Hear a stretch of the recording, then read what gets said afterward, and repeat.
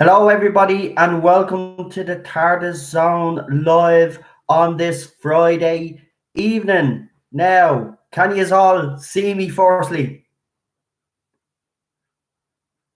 Please tell me you can see me right now, because I'm being honest with you. Oh, brilliant. Okay, right. I don't know what happened there. I've done the same things 3 times and it worked third time. Right. So, in the week that we found out Jodie Whittaker likes coffee. Yes. The reporting of the newspapers is getting so ridiculous that they told us this week that Jodie Whittaker went out for a coffee yesterday. Yeah, she popped down and had a coffee. I tell you, absolutely ridiculous. And also in the same week, we had a video of Jodie Whittaker having dinner. Yeah, with Tosin Cole, Manip Gill, and Bradley Walsh, and fans all speculating that she's still the Doctor. I suppose you're going to say that the fact that she's out having a coffee, she's still the Doctor or something. Ridiculous, carry on. Ridiculous, ridiculous. Do you know what? They've nothing to really report. So basically, Jodie Whittaker going for coffee is the most exciting news. Also, Bill the Bear has teamed up with BBC America, I think it is, for some merchandise. Yeah. So now you can get your favourite characters from Series 11 and build them yourself. As if, imagine getting a bloody a Tim Shaw one.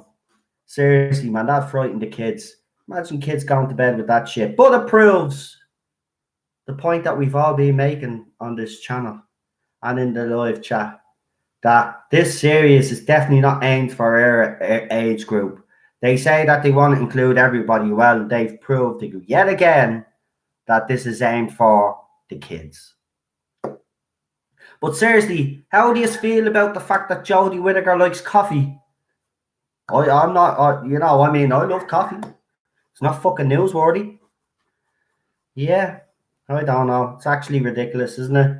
The stated Doctor Who and all they can report is bloody coffee. Yeah. And then she goes for dinner then with people that she's worked with, and then people are speculating that she's still the Doctor. Ridiculous. Yeah, Daniel, I agree with your next article. Whittaker takes a shy. Exactly, that's how ridiculous it's getting.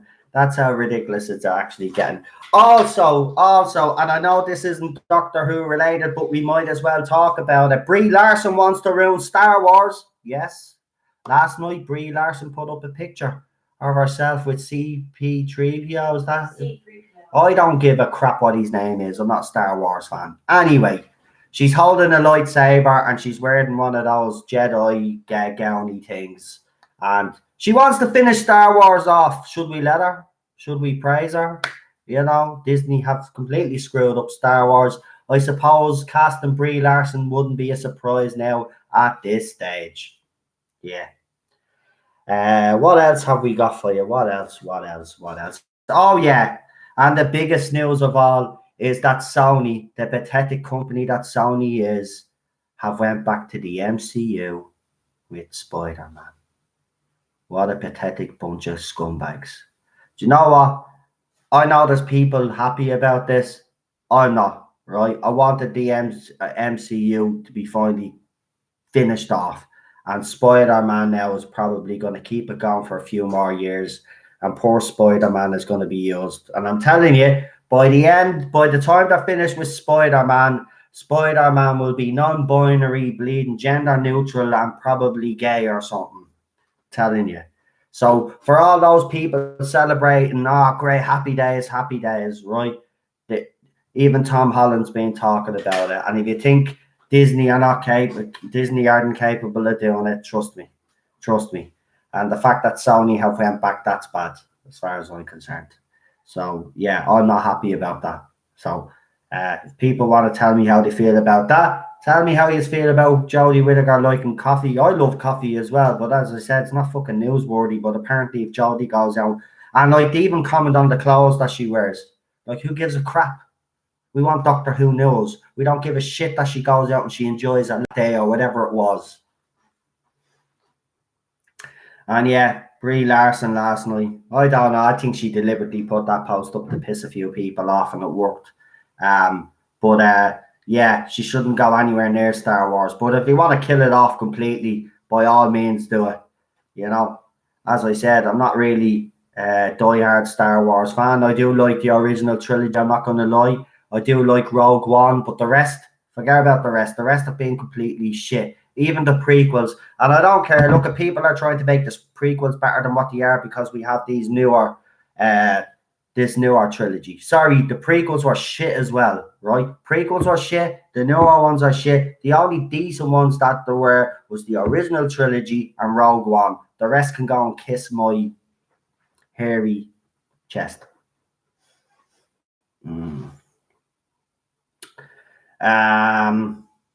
So let's before we get a few calls on, we have a couple of new callers coming on tonight as well, which is great. So I have the list there, and we've got 7 callers tonight so far. So we've got Marty Unknown 289, Doctor Who, Blue Bonnet Hoovian, Renee is here as well, and the Nerdaholics are here. Daniel is here. Mrs. Not My Doctor Who, Blue Bonnet Hoovian, the wife. Charlotte is here. Gary, Marty. Let me see. Rocket Runner, Super John. Who else have we got? We got Stephen here as well. Welcome, Stephen. Welcome. I mentioned Gary, and we've got Charlotte as well. Welcome, Charlotte. Nice to have you here. There'll be no Teddy tonight, unfortunately. Teddy is feeling a bit under the weather. So yeah, he's been very quiet the last couple of days, and yeah, it's been so Cheryl is just sitting beside him there and looking after him. So yeah, that's that. So yeah, I mean, look, nothing of significance. I have heard that apparently in Series 12, Jodie Whittaker is going to tone it down. Now, I don't know what that means. Does that mean she's going to tone down the rhetoric in the series, or does that mean she's going to tone down her performance and strip it right back? Which I think would be the best option for her right now, to be quite honest with you, because she can't continue in the same vein, and neither can Chris Chibnall continue in the same vein for Series 11.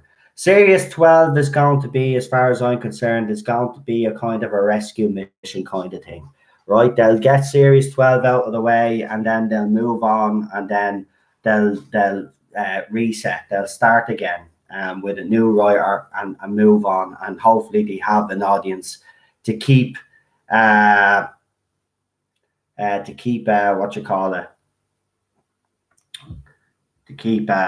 I don't know what I was going to say because I got sidetracked, as I always do.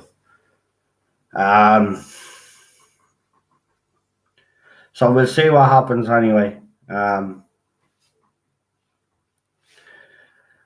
just what's this? I got an email now.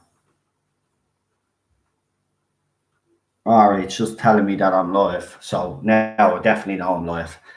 See, 23 people are watching. Please give the video of the stream a like. If you haven't subbed to the channel, please do so, and hit that notification bell. And do us a favor as well, whatever platform you're on, if you don't mind, please share this YouTube channel. Yeah,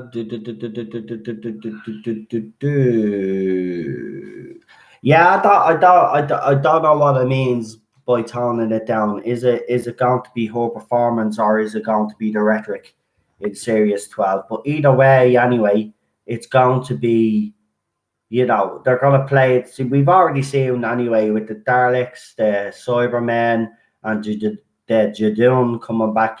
There does seem to be a sense of panic. So maybe they are trying to play it safe, bring back all these characters, try get, you know, the Jadoon might be for the the fans that were around when the Jadoon were around. So that's a little bit of a clever ploy by the BBC. Obviously, the Cybermen, all depends what design they're going to be. Will they be more classic design to kind of win over the classic fans? And then obviously the Daleks, bring them back to the way they were.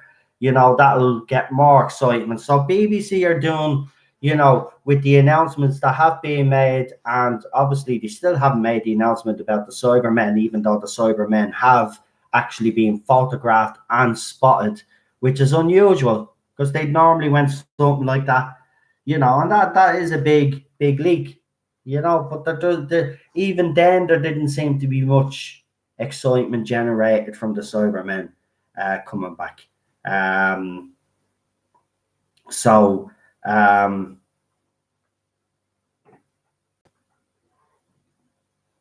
yeah, I probably am, Stephen. But I mean, look, you could see what BBC are doing. All I'm just saying is you could see by the choices that they're making and the guest stars that they seem to be getting, they're trying to go all out to try and win fans back.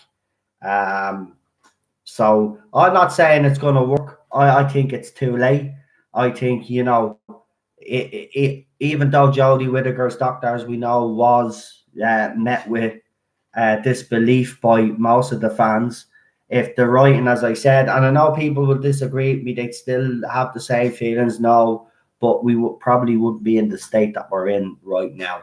I think I'm being honest with you, Series 12, but my opinion is not going to change very much from this side of the fandom anyway.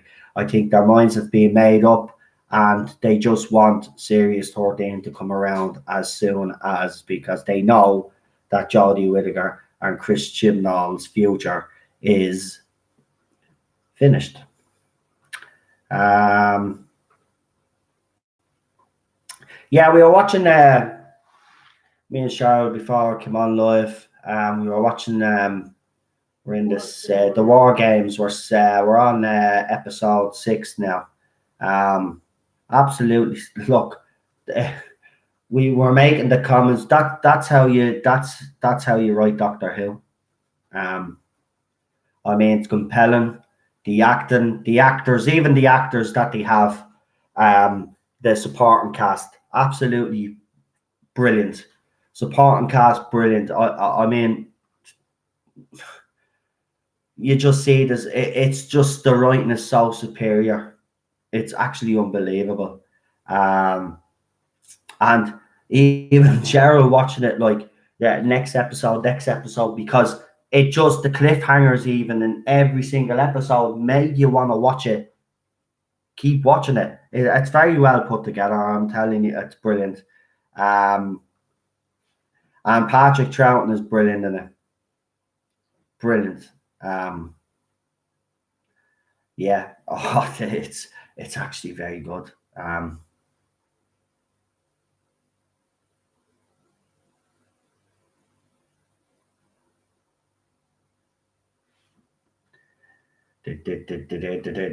Well, I haven't got that far yet, Gary. I haven't seen Troughton's Doctor in ages, but thanks for the spoiler.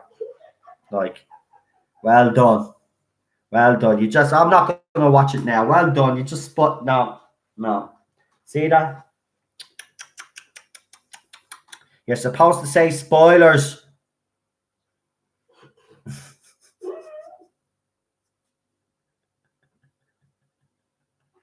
I'm only messing. I haven't seen it since I was small. So as I said, I'm trying to read as many of these stories that are there that can be watched. I'm going to watch, and I'm watching the War Games right now, and it's very good. But thanks for that little spoil. Cheryl didn't say it, so you spoiled it for her.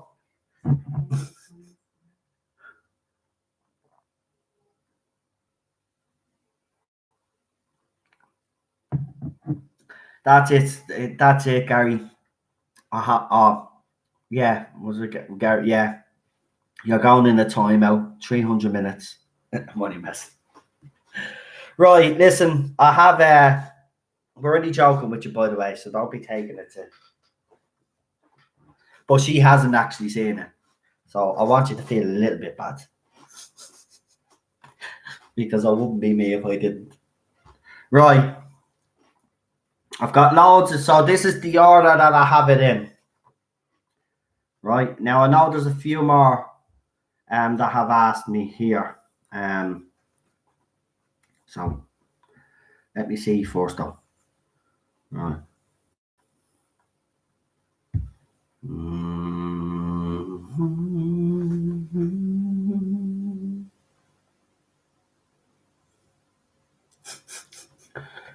No, you were alive back in the 60s. No, I was born in 1979, my friend. What, you really think I was born in the 60s? Seriously, let's see what we're having a look at here. Someone's sending me messages. I don't know why.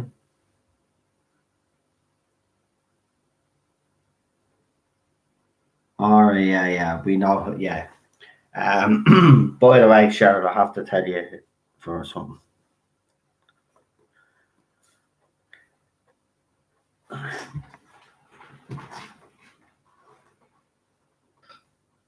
Right? Yeah, just so you know. Yeah, I knew that. Okay.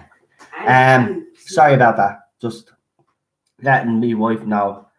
Someone in the chat, just to not worry about it. Just in case people were worrying. Right. The live stream. Yeah. Everybody, hold on. Oh yeah, everybody is here now. There are 27 people. Right. Let's get the calls going because I have my first caller waiting. Where am I again? Right.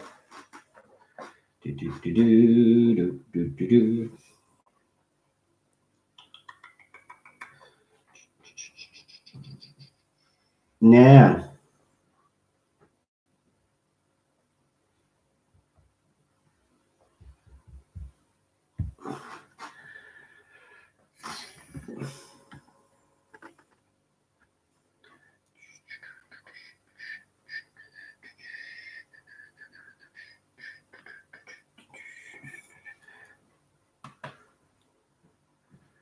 Right, I have sent a message.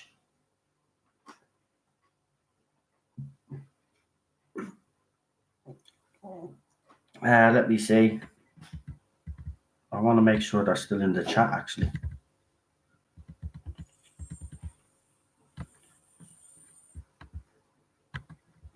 Yeah, they are, yeah. Please, whoever knows that they're on for a call tonight, I won't call you on names out, but you know who's up for it, whose names I have. Check his on messengers. I've sent you a message.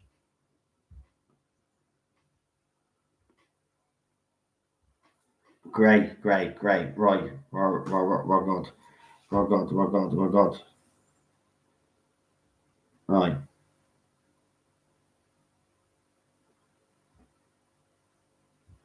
Right. I need to start something now here first. Wait. I did something stupid. Right. Here we go.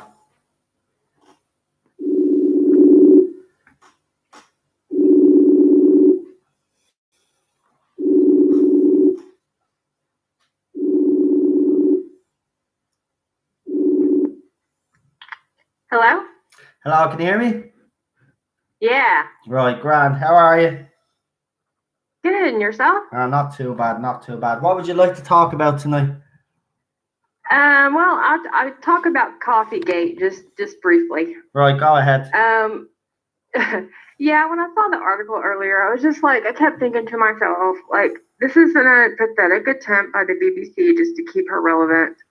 I just feel like this just has their hands all over it because it's like they're saying things like she's a starlet and the little caption underneath the picture, and I have a hard time seeing her as a starlet, and how they mentioned David Tennant in the article way more than her. I know, yeah, it's actually ridiculous.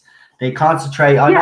They put her down. They show a photograph of her, a couple of photographs of her walking down with a cup of coffee, and then it goes on to say how David Tennant would love to work with her and how they're all mates. Yeah, it's just ridiculous. It's just because she's really not relevant, and it's like anyone with any logic can see what they're doing, and it's just. I'm honestly just tired of hearing about the woman. I mean, either tell us something about season 12 or shut up. Yeah, it's actually I mean, ridiculous. They've nothing to talk about. That's what it is, because they're not giving any information out at all. There seems to be something. Chris Chibnall just seems to have this complex, or whoever's in charge right now is not letting anything. There's nothing getting out. So if anybody out there is saying that they've got insider information, well, fair play to you. You're getting information out of Fort Knox, because nobody else is getting information, and all the original people that were getting information are just as quiet as me. So I don't know. It's ridiculous. I mean, the, they missed San Diego Comic Con, New York Comic Con. There was supposed to be some big announcement today on, what was it, Cardiff? It was supposed to be tonight. Now it's being pushed back now till Saturday or something. There's some announcement or something happening, but I don't know. The BBC acts like we're stupid. I just can't believe they think this many people are that stupid. I mean, of course there are some stupid people, because there's people that love her, but yeah, and it's actually an insult to her if you think about it, because the article mentioned David Tennant, Matt Smith, and all the previous doctors. She can't hold her own. It's like they have to bring in all the previous doctors, because she didn't really make a mark like they thought she was. So they're just basically letting her ride on the coattails of the previous doctors, and it's kind of in a way it's almost sad. They've always almost made me feel a little sorry for her, because I feel like, in the picture she's just standing there. If it was Capaldi or Smith or Tennant, they'd be holding their coffee and they're crooking their arm trying to sign autographs. Yeah, even people were saying it with Doctor Who magazine.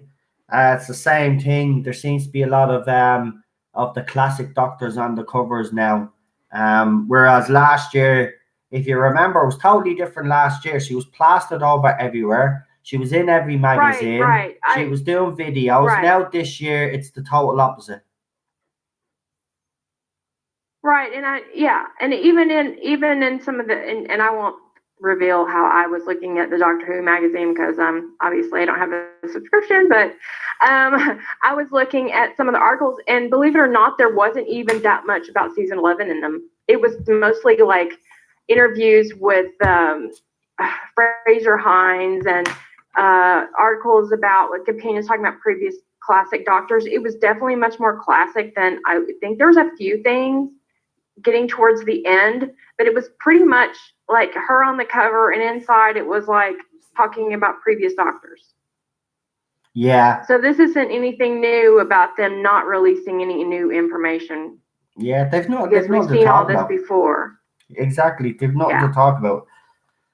Just to let you know, just for a second, sorry about this. Just to let you know who I have on the list so far tonight, because I have Cheryl in my ear and it's distracting me, and I'm sorry, I don't mean to be, but it is distracting. Yeah, but who's in the chat tonight? Daniel is down, Amy is down, Neil's down, the Nerdaholics is down, Stephen is down, and Gary's down. All right. If any other people want to chat, let me know in the bottom of the chat there now, and I'll add you on. All right. But I have the names down. Now, no, but I know, but I'm trying to. The question was who's speaking now. Nobody knows. It's Andy speaking. Jesus Christ, you don't know who's speaking. Oh my God. Sorry about that. Go ahead. It's Andy, right. folks. Yeah, Blue Bunny Hoovian. Pretty much. Yeah, it's different on Facebook than is on my YouTube channel. So sorry, did I not say her name? I apologize. Right, so sorry. It's okay. It's Blue Bunny Hoovian that I'm talking to. Right, it's just Cheryl kept distracting me, and I thought she was asking me who's in the channel.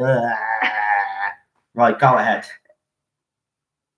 No, I mean that's all. I mean like on the Coffeegate thing. But the other thing that I noticed, I don't get on Facebook too much anymore, but I did see that you did a poll about how he would like to see an Ace spinoff. Yeah. And I definitely would. I love. She was actually one of my favorite classic companions. Yeah. And I think it would be great if they did that. Actually, I would love to see that. I mean, because not only is she, she was a strong character, but now she's a stronger, older woman. Yeah. And I feel like that would be very interesting to see, like a show that kind of takes off, what happened to her after the Seventh Doctor left. Because for me, I didn't really watch the show in the 80s like most people did. I mean, I just recently caught up on all of those, but I would have been like a teenager about the time that his era was on. And I would have loved to seen a character that is a strong teenager that's kind of tomboyish, because that's actually exactly how I was. So for me, she was a very strong character, and I think that would be great to see her in that now as an older, stronger woman, and it would be much better than actually what we're getting right now. I'm totally for it. I love Ace. Yeah, I mean, I did the poll on it, and the poll is pretty. Everybody seems to be in favor of it. Even when I brought it up in the last live stream, everybody in the live comments seemed to be all for it too. So yeah, there seems to be a demand, a will for it. So I mean, if BBC are watching, hello, get the Right, we want it. Get the Ace spin off on TV and actually do something decent for a change, yeah. Right, I think the fan base is for strong female characters, but in the right way. We just don't want the Doctor to be a woman. We like seeing strong female characters. We just don't want to see it as something that's already been established as a man change. Yeah. I mean, offer like strong characters. I mean, you've had strong female companions since the classic days. I mean, so yeah, I would actually really love to see that, because I think that people that aren't happy with the season are going back and they are rewatching the classic series, because you had mentioned you're watching the War Games, and I mean, they're revisiting a lot of that. So there's a lot of excitement. I mean, in fact, the trailer for I think it was the last season with the Seventh Doctor, it showed her, and you kind of saw his umbrella, and you saw that he was coming back. It was the trailer was actually better than anything I've seen from season 11. It kind of had a feel of, as I said, if you take away the then trailer for all the classic stuff, if you take that away and just look at the Ace trailer itself, it actually looks like a trailer for a new TV show. Right, it does, and that is, well, like, if they could do it in that manner, I would be very interested in seeing that. Exactly, yeah, it'd be good. I think it'd work. I think there is as I said, I think there is a will there from the fans especially. So why not? Why not? I think it'd be a good idea. As I said, BBC, you could finally do something decent for the fans and actually give them what they want for a change.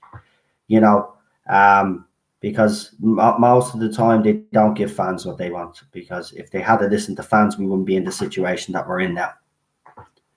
No, and now you're saying that the rumor is she's going to tone it down. The problem is like, it's not necessarily, well, it is toning down their scrunch faces. That needs to be toned down. That needs to be turned all the way down to zero. I don't like her little stupid faces she makes. But it's not really toning it down. It's just actually acting like a doctor. She's not acted like the doctor this whole time. So I can't imagine her somehow toning it down is going to help anything, other than her. Maybe they're talking about the faces she makes and basically just pointing the sonic screwdriver at everything, because that's what she does in every scene. If they're going to do that, I mean, maybe that would help. But I just think it's too far gone, you know. And I think obviously there was contracts, you know, that they had to adhere to, and otherwise we wouldn't be getting her for another season. But since we are, they have to make it work, and I do understand that. But it's going to be real. This is going to be hard. This is going to be just as hard to watch as season 11 was. Yeah. I mean, I was asking the question from the other callers, and I was asking them, do you even feel any excitement towards Series 12, or are you even optimistic for it? And there doesn't seem to be any excitement or any optimism for Series 12. No hype at all generated either by the BBC, which is highly unusual. So have they lost faith? Yeah, because all the other doctors, they had trailers and all excitement even months before. Stephen Griffith says, I just had an idea of her as a private investigator, a role to start it after leaving McCoy, though with sci-fi elements in it, could have potential.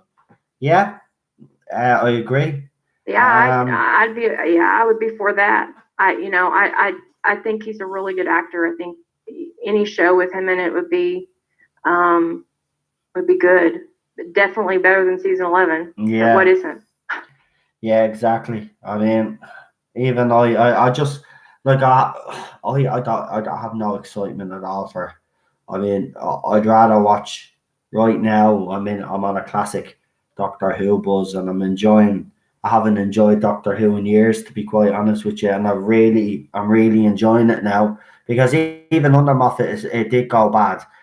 As much as I love Peter Capaldi as the Doctor, he just got awful scripts. And I think season 10, you were starting to see it. You were starting to see like the demise of it being a decent show. And especially how he handled Bill Potts, I didn't like that, because every second she had to tell the Doctor she wasn't interested in him because she was a lesbian, you know, in a roundabout way, like every episode.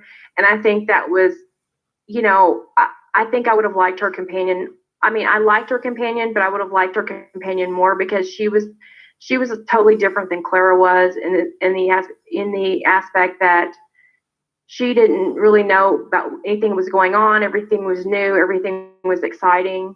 But he had to throw that in there. Like, it just seemed like every episode and Doctor Who fans are fine with gay characters, but when you just in your face every episode, it gets old and tiring, and it's cheap, and it's lazy writing. Yeah, it is. It's just, and I mean, it seems to be the trend, though. It's not just Doctor Who. We've seen other franchises so far, but there just seems to be this trend. It just seems that mediocre is praised now. Mediocre writing, mediocre directors, mediocre producers, mediocre actresses and actors are just praised. Right.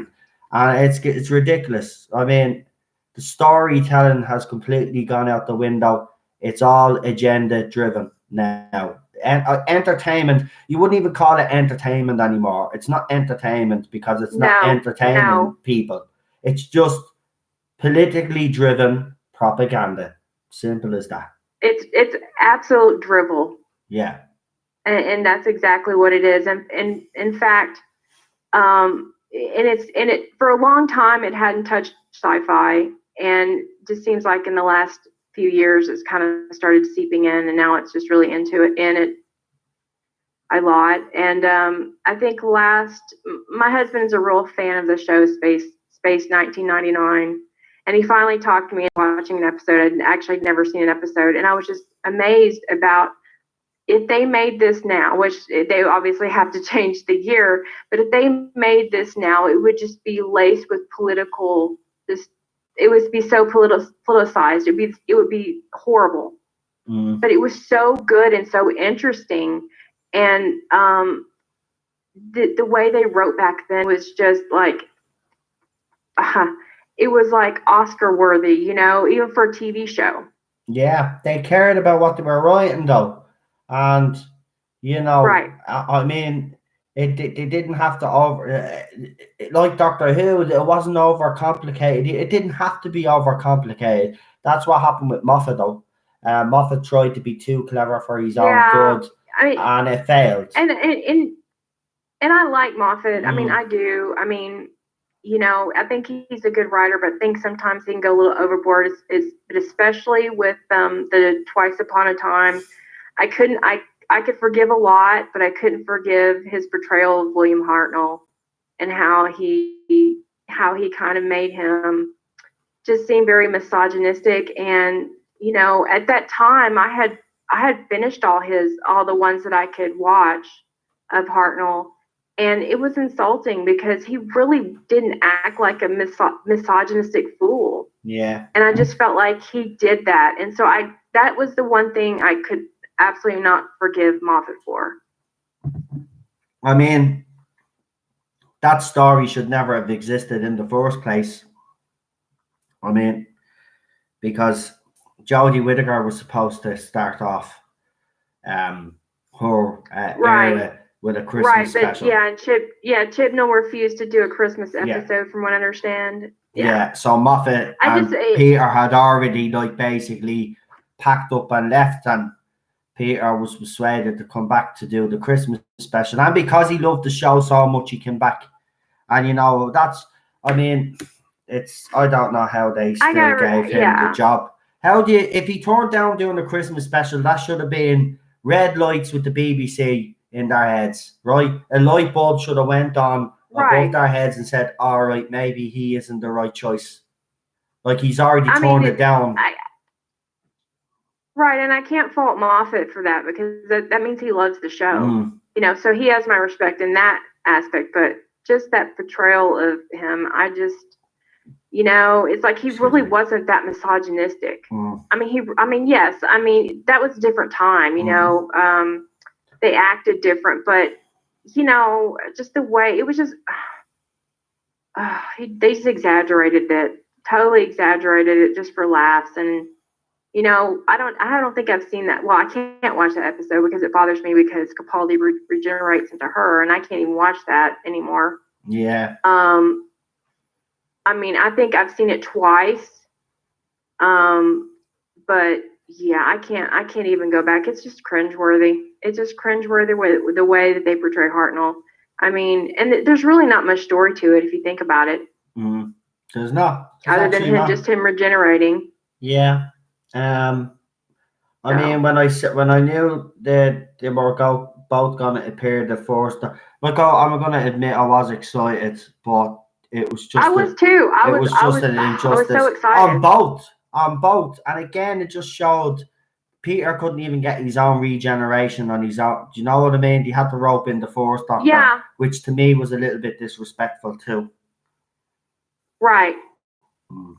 I was still in denial of that. I know she'd been announced, but I was kind of just like hoping this is just just a ruse. He's just going to refuse to regenerate. I was in denial, and and I'd say that had to be the hardest regeneration that I had watched, because of who he was regenerating into, and so that was really hard. I don't think I would get sad, but I don't think I've ever bawled. Like, I was sitting in front of the TV with like 3 kinds of different booze, just like alcohol, just sitting there crying and bawling my eyes out. Yeah. Because I felt like the show that I loved was absolutely over. And I was sad to see him go, obviously, but there was more. There was more to that. Yeah. And then my husband had missed that part and made me rewind it and relive it again because he wanted to see it. So that was really hard. Yeah, I still haven't. I still am. Peter Capaldi leaving Doctor Who still hasn't set with me right since he's left. Yeah. Because 3 weeks before he's saying how much he wants to work with Chris Chibnall, and then 3 weeks later, then he's in a studio on BBC, and he's basically breaks down and tells everybody that he's leaving Doctor Who. I mean, that we Yeah, my heart broke. yeah. I don't know. We'll have to see. Anyway, But- hopefully he comes back for the Yeah, 60th. I'll be very excited to see him, come back and Yeah. revisit that role, because that'd be great. I mean, other than her, I'd love to see Matt, the way they react to each other, Matt and David and all of them. So that would be great. It will. Well, Noel, it was great talking to you. No problem. Thanks for coming on. I really appreciate it. Great first call. It's always nervous when you have to have the first call, but thanks for coming on. I really appreciate it. You made some great points. Actually, this is my second call. No, I mean first on tonight. Oh yeah. Well, actually, I think it's harder when you have to follow somebody. Yeah. Like if you'd have put Steven on, then I'd have been like, I'm not going on, because he's just like, his calls are great. Yeah. So like, I'm like, I wouldn't go on. I'd be like, no, I chicken out. Yeah. So. Nice save, Noel, says Gary.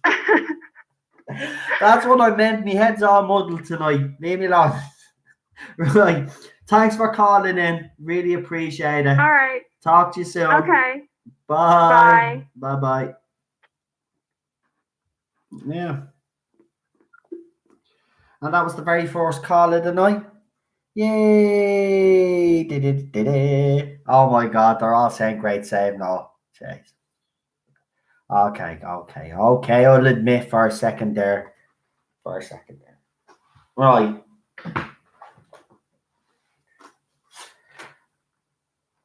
I just want to do something real quick first, though.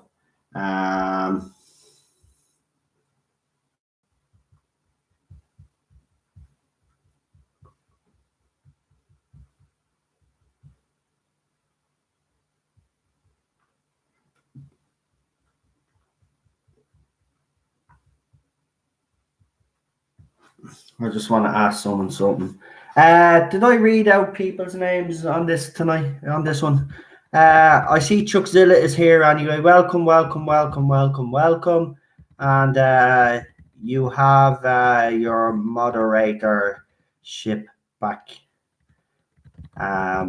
You're back now. Welcome back. I know you needed a bit of a break. We all need a bit of a break sometimes. John Coogan's here as well. Welcome, John. Lindsay as well.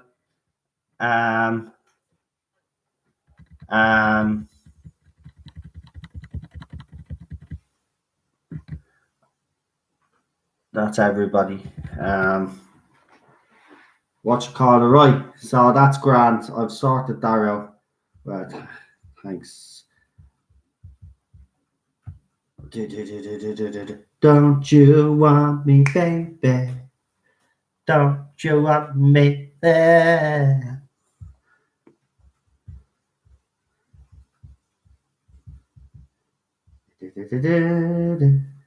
This should be fun. It should be. I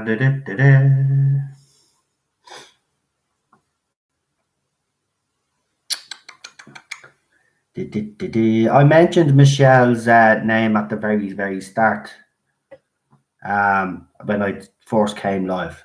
But hello.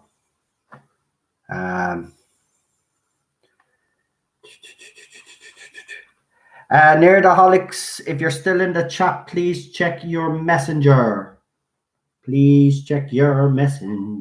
Sean. Check your messenger. So now maybe I should just do a random. What do you reckon? We do a random, will we?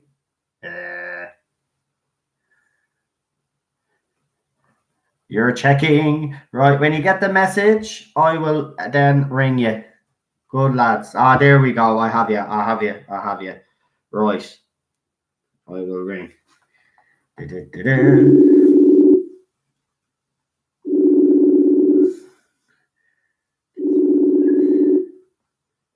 Hello, Noel. How's it going? Hello, Sean. Oh, finally get you on. Finally.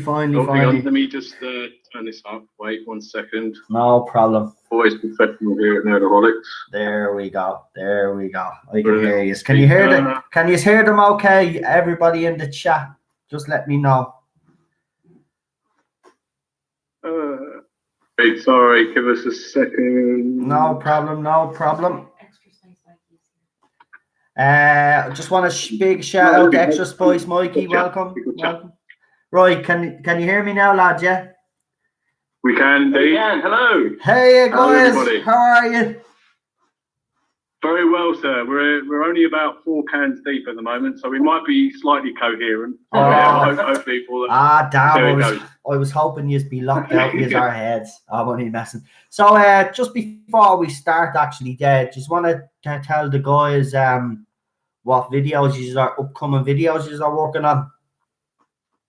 So tonight we've just filmed our part 2 of our top 10 Doctor Who worst episodes from the new series onwards. The classic series is going to take a lot longer, but there's nothing but gems there. Nothing but gems. Oh yeah, exactly. We feel bad sort of trying to mine those gems. So so we've got that. We're going to have a few pitching Doctor Who episodes coming up as well. Just talking to your good self. It's been far too long. Yeah.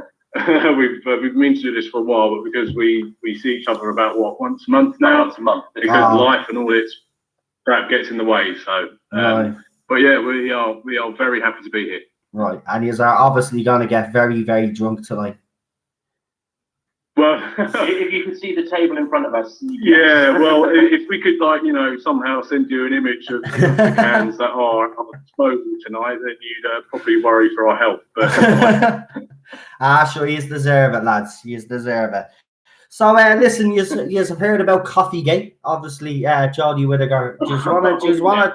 I thought she was a tea person myself, but whatever. Yeah, I was going to ask you: are you guys even looking forward to Series 12 or? No. I'm interested to see the car crash that it will be, but no, not interested anymore. I mean, Jack, bless him, he actually took one for the team and sat through the entirety of Series 11. I got as far as Rosa and decided, this isn't for me. This is cosplay Who. This isn't Doctor Who. To be honest with you. Yeah, she's not very good, is she? I think you're being very kind there, Noel. To be honest with you. Yeah. I'll give her credit for energy. She's putting in energy. It's just really, really badly written, and all the energy's going. We were saying this earlier. I think she just actually believes in what she's saying as well, which is worrying. Yeah. I mean, to quote Daniel, you are the man when it comes to this. She is. She's doing her whole energy is basically constipated scrunch face. So Daniel, you are a legend for that, and that needs to be trending worldwide. Yeah. I mean, look, the one thing I'll say about her performance is I found it quite flat. Yeah. And I mean, no gravitas. She's no screen presence or anything. But come here, it's very interesting. That's why they've gotten so many companions, because they need to try and disguise this very cleverly. Unfortunately, it hasn't actually worked out either, because when you have a character like Yasmin Khan. Well, no, I mean, with the exception of Bradley Walsh, they've got a couple of wooden planks in to support another wooden plank. And eventually those wooden planks just sort of fall down like a stack of dominoes. Yeah. Tosin Cole has his moments, but what's her name? Mandy Gill? Yeah. It's like, what does she do? Exactly. She's supposed to be a copper as well. Supposedly, yeah. I don't really get that. No, she wore a policeman's uniform in the first episode and hasn't done anything since. I mean, that's what I mean. Like they were trying to imitate Amy Pond. Who was a fake police officer. She was a strippogram, which is why she wore. It's like, are you a kissogram, Mandy Gill? I don't know. Yeah, you're certainly not a police officer. Let's not follow that thread. No, that's dangerous ground. Right there. Yeah, don't be giving Mandy Gill a big head there now. You know, she'll be listening to this live stream now, and she'll hear what you're saying about her, and she'll get a big head. But honestly, all joking aside, though, I mean. Right, so she's a police officer. This is Chris Chibnall, and we'll concentrate on him for a minute because it'd be interesting to see what you guys think. But what his biggest flaw for me is that he doesn't have the ability or doesn't know how to build a character arc. For example, the Doctor, right? Now, forget about Yasmin Khan, right? We know Manny Gill's character, that's dead in the water, right? There was absolutely virtually no character arc there whatsoever. But Jodie Whittaker, right? This is the biggest change in the show's history, and he ignored it. He hasn't even, like, Jodie Whittaker's Doctor from episode 1 to Resolution, there was no growth in her character development whatsoever. It was still run of the mill. It was the same thing over and over. It's the biggest change, and he basically thought best thing to do is let's not make a big deal out of it and let's ignore it. Well, I'm sorry, as a long-term fan, I think you owe us a feckin' explanation. What do you think? Well, yeah, I mean, to concur with that, Noel, I mean, this is arguably the biggest change, or is the biggest change in the show's history since, well, you could even say it was even more of a bigger change, but since Patrick Troughton took over for William Hartnell. And Patrick Troughton had so much weight on his shoulders because at that time, you know, the whole concept of regeneration was literally just a concept. Yeah. You know, and he had the pressure to carry the show. And if it wasn't for him, arguably you could say we wouldn't be talking about this right now. So when it comes to Jodie Whittaker, she has the responsibility of all that history on her shoulders. And instead of honouring it and going back and researching the role and actually getting a feel for who the Doctor is, she doesn't bother. She just thinks it needs to be landed on her lap, and she just carries on because her mate hired her in the job. A lot of interviews came out when people first started doing Doctor Who. So Chris Eccleston was like, I'm a big fan of the show. I loved it. That's why I'm glad to be doing it. David Tennant, big fan of the show. This is why I want to be doing it. Matt Smith, same thing. Peter Capaldi, same thing. Jodie Whittaker's first thing was about, oh, this is all very progressive and great. And it's kind of, and don't get me wrong, that sort of thing does have its place. You know, we're not against diversity or anything like that, but it's more a case of you want someone who's going to be a fan of the show. You want someone who's going to be someone who wants to be there to do the job and to do it the right way, not just because it's like, oh, that this is my ticket to like a BBC check for the next 3 or 4 years. And not even to see it as a job, because the role of the Doctor isn't just a job. It's the bloody Doctor. Exactly. You know, it's an iconic role in British culture. Exactly. And arguably worldwide culture right now. And to just see it just played for, you know, a fool's errand, it's disgusting. Yeah, it really is. I agree with you. She's the person that takes that role has a responsibility, as you said, has all that weight in history, and you have the responsibility as the person that takes over that role to play the role to the best of your ability. As you said, as you guys have said, and we've said on this channel, research the role and actually do it. Now, Matt Smith originally wasn't a fan of the show, I have to say that, but he did go and research. He did go and he went and researched it, and he actually became a fan of the show. Exactly. Yeah, she didn't do any of that, and that's what worries me. Our arrogance that she thinks that she was above the role. Every other actor has come out and said how humble they are and how it's an honor. And of course, she comes out with how diverse this is going to be and how this is a great stepping stone and all this crap. We don't want to hear that. You know what I mean? And then she goes and has a go at fans then that have a problem with her being cast. Well, the reason why people have a problem with you being cast, woman, is because, like, you have no right or reason to be there. Quite frankly, you have no presidency whatsoever. In fact, what worried me originally, like her first interview after being cast, wasn't a case of, oh, you know, I can't wait to bring what I can to this, you know, great franchise. It was the first line, well, as a feminist, blah, blah, blah, blah, blah. And right from there, you think, okay, we see where you're going with this. Yeah. And, you know, to be fair, it might not, it's partly her, it's partly Chibnall. We can't lay all the blame with Jodie. Like we said, before an episode of hers was even aired, you know, we have to give it. You've got to give it a few episodes, because sometimes it takes new writers a little bit of time to get themselves going. You can look at a lot of the earlier stuff of like New Doctor or New Who, and you know, and New Earth. Come on, Yeah, I mean that kind of cheap plug, that kind of segues into the so our top 10 Doctor Who list because it was all set for pre-Jodie because we're proving that bad episodes have been written. It's not just the case of oh, well, you don't like her because she's a woman. No, there have been poor episodes of Doctor Who in the past, even in the classic series, believe it or not. Yeah, and it's just ridiculous how you can't get away with even the slightest bit of criticism without being labelled something negative. And one of the things we had hoped for with Chris Chibnall, because of his work on Broadchurch, was that rather than having episodic episodes, it'd be kind of like a sort of like mini Netflix thing. You'd get 12 episodes of one continuous story. Kind of like with the old series, you'd have like 6 episodes of like Destiny of the Daleks and something else. Exactly. And, you know, obviously they didn't go down that route, but that would have been an interesting thing that probably would have played to their wheelhouse a little bit more with Chibnall having all these experiences on that show. The trouble with that, though, is that Chris Chibnall's track record from the get-go wasn't great. Well, with Doctor Who anyway. Well, his track record aside, but even so, it's something that would have played more into what he could have done. And we can hypothesize on what could have been. It could have.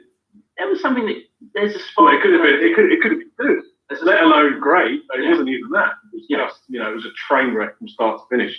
Like we all already know. But there's a spark of an idea. Look, I didn't agree with the female with a woman being cast as the Doctor, but they went with it anyway, right? My problem is that the actress that they've gotten has used it as a political tool to further her ideology, and then you have a writer like Chris Chibnall then that has his own ideology as well, adds his ideology into it. But the biggest crime of it all is the fact that he doesn't have the ability to write a decent sci-fi story. You look at all those episodes and you even take the political agendas out of every single one of those episodes, and what are you left with? You're left with something that's poorly written. There's nothing there. There's nothing exactly. There's nothing of substance at all. Nothing. No. And then you had the Silurian two-parter, which, in my opinion, kind of humanised the Silurians too much. Oh, look, there's another countdown in that as well. Well done, Chips. And then you had the Power of 3, which was just, so everyone has a heart attack. Oh, but they're all right now. But there's a countdown in that as well. Brilliant. There's just so many poor. That's at least Stephen Moffat. And then don't get me wrong, he did have some faults later on in his tenure. He had enough faults, but he has more pluses than mine. Exactly, and his track record was, on the whole, very good. You had Go On the Fireplace, Blink. You had the series 1-2 part of the Gas Mask Children. Oh yes. Correct. You guys know we've had a few. You already know which one. The Doctor Dances and what was it? The Empty Child. The Empty Child and the Doctor Dances. Yeah, great episodes. No, Moffat. When it comes to writing individual episodes, absolutely fantastic. Nobody better. Even Christopher Eccleston has given him praise, saying that he loved his stories more than anybody else's when he was shooting Doctor Who. Right? There is no doubt that Stephen Moffat has talent. We know that. But the problem is when he became showrunner, he basically lost the run of himself. He started to believe the hype that he was this great writer. When he was in the middle of the road. He's just a middle of the road writer that has written decent stories. That's it, in my opinion. Yeah.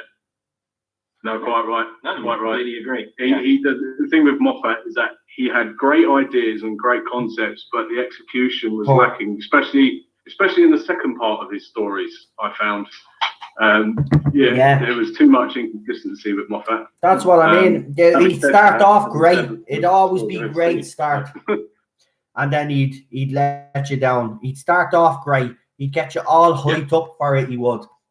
Because he was very clever at doing that. That's one thing I'll give Moffat. He's very clever at building up the tension and building it up. But execution-wise, and when it came to as you said, the second act, he failed miserably. It'd be flat, or it wouldn't be the ending that we'd all think, and then he'd totally sideswipe us all, and then there'd be something totally that wouldn't make sense. That's That's the thing like with Rowan Moffat. Johnson, he subverted your expectations, but not in the best way. Mm. But I would take him every single day of the week over Chibnall because at least Stephen Moffat understood and understands Doctor Who. Yeah, there's enough good stuff about Stephen Moffat that you can forgive the bad stuff. And Chris Chibnall, there's no good stuff. There's no good stuff. Yeah, there's nothing good, and that's a shame. It is. It's a shame because we had a little routine. We would get together every Saturday, have a few beers, and we'd be like, right, what's going to happen now with Doctor Who? You know, no matter what Doctor up until Jodie, no matter what writer up until Moffat, you could say it was still an event. It was event television. Yeah. And that's what Doctor Who is missing. It's missing that sort of event feel of it. I feel it doesn't feel that special anymore. I think it's been a bit too trivialized. Some of the stuff they're doing more recently. Yeah. Well, it's just agenda-driven bollocks. Pardon my French. It's just not Doctor Who anymore. Really, it's not. What he's managed to do is he's managed to strip the show back so much without saying dumb the show down, because every time I say that it seems to offend people. So I will put it this way: when he stripped the show back and he stripped the Doctor's character back, where the Doctor basically is just a vessel, right? There's no emotion, no characterization, no nothing, right? And while that does attract some fans today, because there is fans out there that will watch complete and utter rubbish and think it's Oscar worthy, right? But BBC should remember one thing, and all these other people should remember one thing. There's actually people out there that are quite intelligent, that like intelligent sci-fi. Don't like their shows dumbed down or stripped back. They want their shows the way they're supposed to be written. Yeah. So like, quit with your cosplay, Doctor. Get rid of Chris Chibnall, right? For everybody in the production team, get rid of them all and start from scratch. It's the only way you're going to save the show right now, right? Because even after Series 12 and they go, this show is in trouble. This Doctor Who, make no mistake about it, Doctor Who is in serious trouble right now. Oh, big time. I mean, it's trying to claw its way back, but I don't know. I don't even think it can claw its way back at this point. It can come back because it has done before. Right. But the proviso to this is you're going to have to do a regeneration. You're going to have to do a brand new Doctor. And as you know, yourself and Noel said, you have to get rid of basically everyone and start again. Completely blank slate, because to get rid of all the filth that is left behind, you've got to get like, I'm going back to that. You're going to have to hire people with actual. You've got to get some disinfectant and just spray it all out and start fresh. Yeah, but the thing is, I can't remember where I saw this. I think I read this in a news article that basically I think only one of the people who was writing for Doctor Who Series 11 actually had written TV before. Yeah. Everyone else had done like short stories or news articles. They weren't actually like TV writers, except for one of them. And that wasn't the. I think it's the guy who did the only one that was. I think it's the guy who did Kaboom. I think Kablam. Yeah. Kablam. Sorry. Kablam. Yeah. Yeah, and it's like, well, it shows, doesn't it? It's kind of, if you hire people just because they agree with you politically speaking, or just because they're saying yes to you when you're talking to them, doesn't mean they can write good episodes of television, regardless of whether it's Doctor Who or anything else. No, it just means they're good at shoving an agenda that has no place in this show. No, and good sci-fi can do like allegory for various things. And we were saying earlier that there's that old episode of Star Trek from the original series about racism, where you've got the people who have one side of their face white and the other side of their face black, who are racist against the people who have one side of their face white and the other side of their face black. They're just directionally challenged, really. But they don't take a side. They just kind of point out, racism is a bad thing. Yeah. End of. And it's kind of, when you start to kind of push one side of an agenda too much, you alienate the other side of the people who agree with you or don't agree with you. Exactly. And it's kind of, it just causes issues rather than being entertainment. Yeah. And I think that's what Doctor Who it needs to go back to. It needs to go back to its roots of just being good entertainment. Yeah. And being lectured to isn't good entertainment. It's being lectured. Yeah. Yeah. Well, I mean, I'm concerned, that has no place in Doctor Who.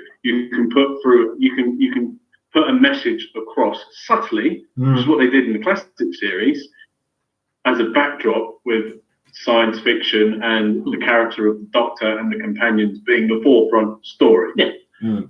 And sadly, it doesn't look like, even though, okay, we've heard reports of, like you said earlier in the stream, Noel, of Jodie Whittaker toning it down. But what is she toning down? There's nothing really to tone down other than a really bland, incessantly annoying performance. Rather than tone it down, why don't you just bugger off?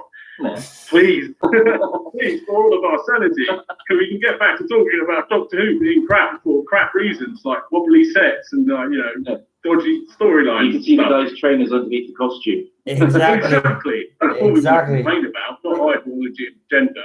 It's fun, but obviously we don't want to complain about it. We want to laud it because it is our favourite show. So the guy that was in the costume in the Falls of the Axos, where he was just running around in a blanket on the floor. Oh yeah, yeah. That's the sort of stuff that used to be the biggest complaint about this show, and it was harmless. Yeah. Now we're in a world where, and this goes across many spectrums of entertainment, where you can't have an opinion anymore unless it fits the corporate shill's message. Yeah. And as is in the BBC's name, the BBC is a corporation, so they're going to act like a corporation, which is a shame. And as far as I'm concerned, there's no place in Doctor Who. Yeah. I think the fun. Yeah. I mean, I think it's sort of Sorry, no. Well, I was going to say to you lads, just before we finish up, I was just going to say, do you think even after they do all that, get rid of everybody, start from scratch, new Doctor, do you think they're going to be capable of getting those fans back that basically walked away from this show, the ones that have actually felt like that the BBC have completely abandoned them? And of course, let's remember Chris Chibnall has had a go and Jodie Whittaker has had a go. These are the fans. Like, it's all well and good, we all saying, if we get rid of this, we get rid of that. We do this and we do that. For this show to survive, I think it needs to get back its audience. And I mean, the proper fans, the fans that walked away, they're the fans that BBC should be trying to win back. And I think with Series 12, this is what they're trying to do. But I don't think it's going to work, to be quite honest with you. I don't know. I just... so many things have to go right for Series 13 for it to work. And I think the Doctor Who fan base is a really strong one, and I think a lot of the more solid long-term fans will probably come back if changes are made, but it's going to take time. No one's going to come back for Series 12 because, as far as we're all concerned, it's going to be more of the same. We get to say Series 13 or 14 if changes are made, whether it's still Jodie and Chibnall or whether it's new people. It's kind of, if there are positive changes made, people will talk about it. We'll hear about it through various things like Facebook and YouTube, and the fans, I believe, will come back. I believe that the Doctor Who fan community is that strong that it will. It's been around. We've been around for about 50 years plus. 55 years. 56 almost. 56 almost. Yeah, I think it will happen, but I think it's going to take. It sounds weird. Without grovelling from the BBC, it's going to take a lot of work on their part to win the fans over. The true fans, obviously, not the NPC idiots. Yeah. But it's going to take a lot of work, and I think in order to gain the fans' trust, they're going to have to prove that they're serious about delivering Doctor Who, as opposed to whatever the thing that they're showing at the moment is. Because as far as I'm concerned, as far as you're concerned, it's a shell. It's an auton of what Doctor Who is. Exactly. And I think it's going to take a while before that trust is regained. Yeah. They start doing good stuff, we'll come back, but it's going to take a long time. But in the meantime, just watch the classic series. That's it. Yeah. That's it, lads. Just want to give you, before we finish up, just want to give you our YouTube channel, use our Twitter, whatever platforms you are on. Just want to give it a shout out there, let people know how to reach us. And if you want, put the link in the live chat as well. Will do now, yeah. We are on YouTube, we are simply Nerdaholics, and on Twitter we are at Nerdaholics1. And can I just say it's been an honour and a privilege to be a part of this call, sir. And I just want to say guys like you are few and far between, and we need more people like you to be the voice of the voiceless and the voice of reason. And it's been a great time. Thank you so much. No problem. No, listen, lads, thanks. I've been wanting to get you on for ages. We should do an interview as well, by the way. So whenever you get a chance, we'll let me know and we'll set up an interview. We'll have a chat, a more longer chat, so we can, you know, and then we don't have to hold back. Then, you know, we can just let go, let loose, as they say. That's it. Sounds good. Right, lads, listen, you enjoy the rest of your night. Don't get too bleeding drunk now, because the wives will kick you out. Oh, too late for that, I think. Right, good night, lads. Nice talking to you. All the best. All the best. See you, Thanks, everyone. Oh, See hi, you. Cheryl. Hi, Teddy. Bye. Bye. I know, fair play. And that was the Nerdaholics. You know, I've been trying to get these lads on for ages. Great call, lads, and a new call. I just want to hold on now. Just okay, that'll be okay. I can wait until but that was brilliant, wasn't it? That was a great call. So now, next on my list is Daniel. Then we have Amy. Then we have Neil, and then we have is Stephen still coming on? Let me know, Stephen, if you're still coming on. And we have Gary. If you are still coming on, let me know. Thanks, lads and ladies. So, Amy, if you're coming on, let me know. Neil, if you're you're coming on. You're definitely coming on, I think. Stephen, if you're still coming on, let me know. And Gary, and that was a great call by the Nerdaholics. And Gary says he'll be on. That's okay, Gary. I have you down there. So I'm just seeing if Stephen, I think it's Stephen Griffiths. I think he's and Neil is still here as well. Grant. So Neil's still going on. Gary's still going on. Just wait to see if Stephen and Amy are still coming on. So let me know if you are still coming on. I'm going to take on the next call, get this rolling, keep them going. And the next caller that I have on is everybody's favorite caller. Oh, Mammy Bear's gone somewhere.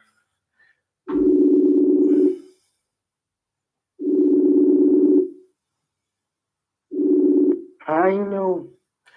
How are you? How are you, Daniel? Yeah, I'm good.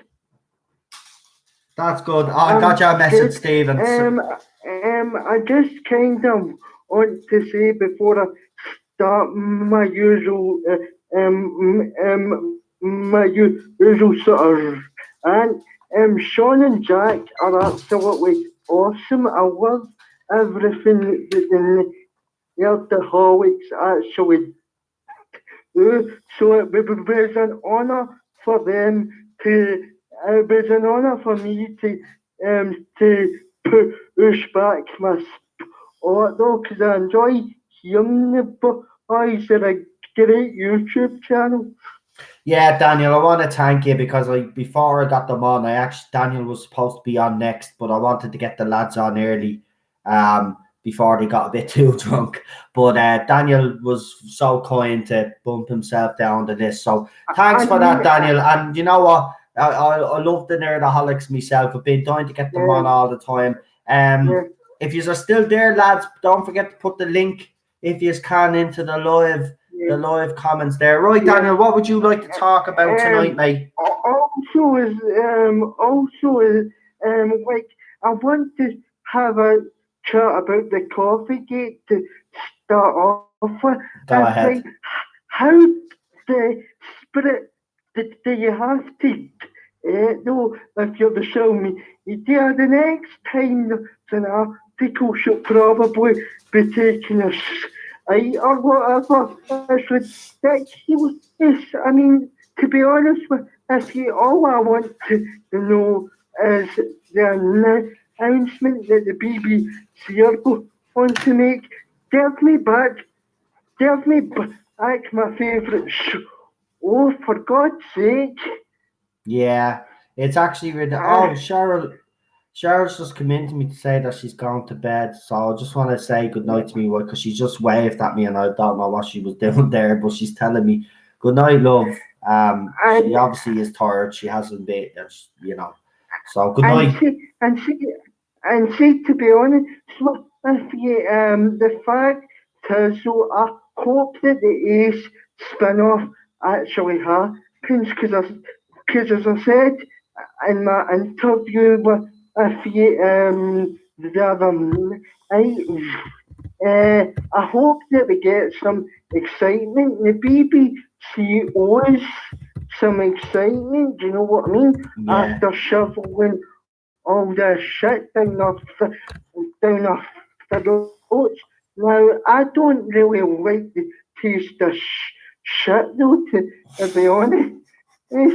So basically, my thought is just give us the Ace spin off, and then we can actually see something decent. Because Sophie Aldred is a pretty decent actress. I'm sick and tired of constipated scrounge face now. She done nothing to convince me that she's the doctor. She is the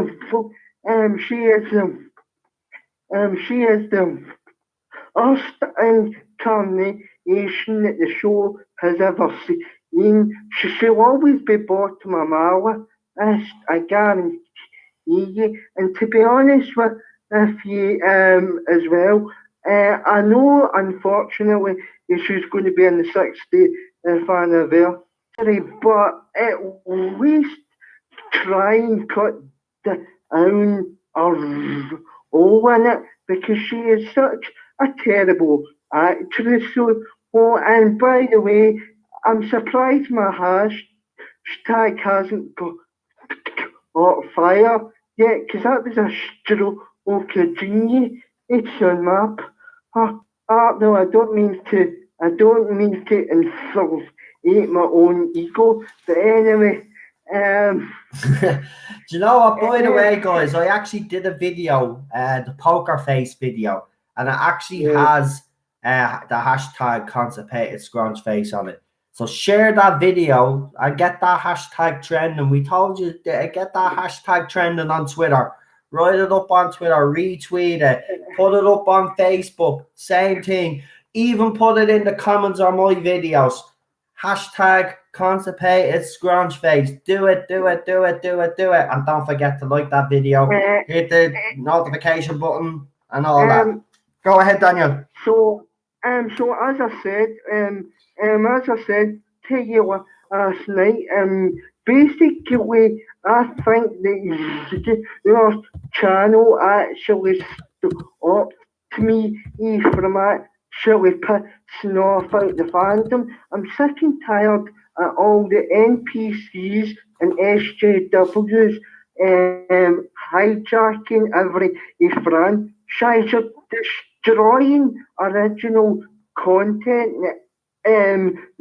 the majority of people actually enjoy. How selfish are you, bastards? Piss off now. I'm sick of you. Oh, get out of the Doctor Who fandom, get out of Star Wars, and don't even think about entering the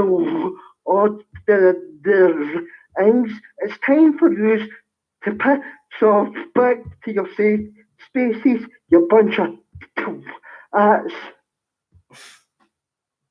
Do you know what, Daniel? I do have a go at them myself. It's actually rather pathetic the way they go on. And do you know what? They seem to be sex crazed as well. Do you have yeah. this?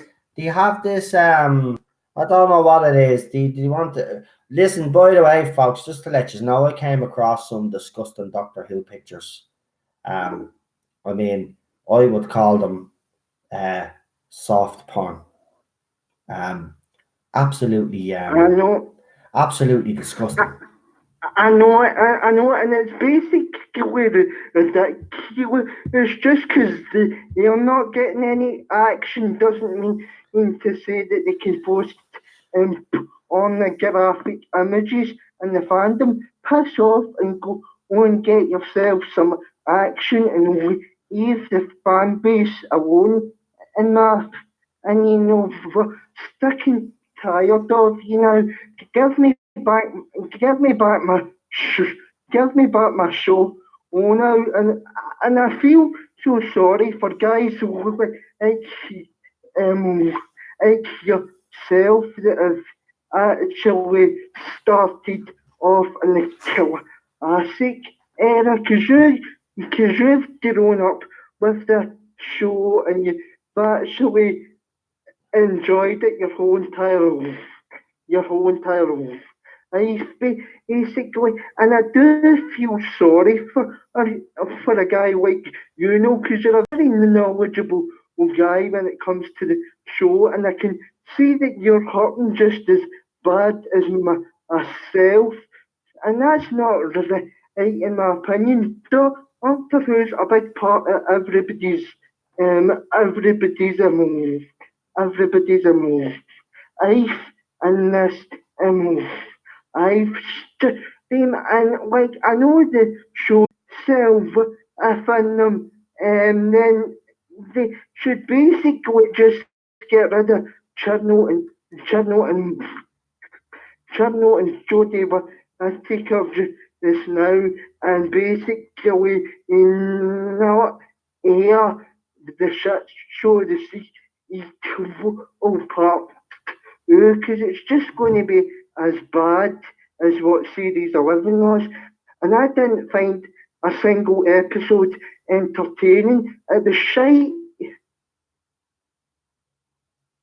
Can you hear me? Yeah, I can hear you. All right, sorry. It's all right. Someone just said that the stream. I thought I lost you again. Jesus. Yeah, sorry about that, guys. I don't know what's going on, but YouTube has been playing up lately.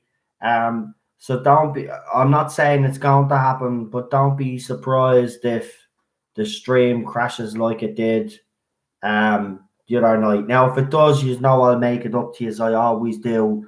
But Daniel, go ahead anyway. You were trying to make, you were finishing the point there. But I wanted to ask you something for a minute, right? Just I was gonna ask the Nerdaholic lads this, but we kind of ran out of time. I was gonna ask, even if they make all the changes that need to be made for Series 13, do you think the show? Do you think the show was finished? Do you think it can actually survive this? The damage has already been done, in my opinion. I will never drown out the taste of this shit. Chris Abno has practically killed my passion, and if I ever get the chance to eat the man, I'm going to punch him right in the balls, because I hate that man for what he's done to absolutely everybody in this fandom, and you've been in the fandom since the 80s. Enough's enough. I think Chris Abno has to hang his head in shame, because he owes every single person in this chat and yourself and everybody here an apology for the abomination he put on the show. How can he call himself a fan of the show? I don't know how the guy's so heaps in it. He's an arsehole. Yeah, I mean, I've put a couple of polls up on Twitter right now. They're up for a week, and I have told people to RT them, to be fair, right? And I've asked a simple question, right? Now I'm gonna do all the doctors in the New Who era only, but it's Christopher Eccleston is the first choice, Jodie Whittaker. Then in the second poll, it's David Tennant versus Jodie Whittaker. I will do the same with Matt Smith, Jodie Whittaker, and Peter Capaldi, Jodie Whittaker. I'm just trying to prove a point, and already those two polls that I've put up already, Jodie Whittaker is losing, and I mean losing a lot. All right. Oh, by the way, and you know how exactly how I'm going to vote. I mean, boy, whatever. Yeah, but you already know how I'm going to vote because I really don't like Joe O'Deva as teacher as an actress, and it's not all her fault. It's that backbench MP that thinks it's okay just to go on to a BBC panel show and basically at Pip and Jane Baker a new arsehole and and to awesome criticism of and the fact as and you criticise as journal you're in sort of you're sort you're sort of you're sort of outcasted and ambassaded by everybody at the BBC, and enough's enough. Yeah, I mean, look, all I'll say about Chris Chibnall is I think Chris Chibnall will be remembered by this side of the fandom anyway as probably the guy that has done the most damage to the show. And do you know what? You ask any classic Who fan, I don't think they would ever have even in a couple of years ago even thought that would be possible that a showrunner could come in and be worse than what we got when the show ended in the 80s. But it looks like we're in a worse situation now. I will agree with the Nerdaholics in a way that this show can recover. I just, to me personally, there's a lot of hurt fans out there, and they're not going to be won over by gimmicks. That's all I'm going to say. Like, I'm sorry to be a pessimist, but I think the show has had it now, to be honest with you. And Chris Chibnall, I hate you with all that I am. You're an asshole. You're a stupid bastard. You changed every single bit of the show I love. And by the way, you should be absolutely ashamed of yourself. I'm getting sick of you now. So hopefully you do piss off pretty soon, because I can't really do much more rants because I'm worried about my bill. I'd pretty sure to be honest with if you see that this is what Chris Chibnall has actually drove me to. Yeah, some people have said he's killed the show.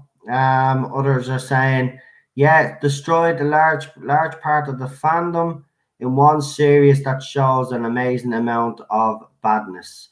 I agree. It's only taken one series for this show to rip this fandom apart.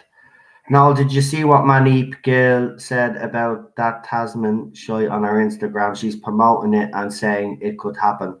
When what? I haven't seen that. Let's have a look.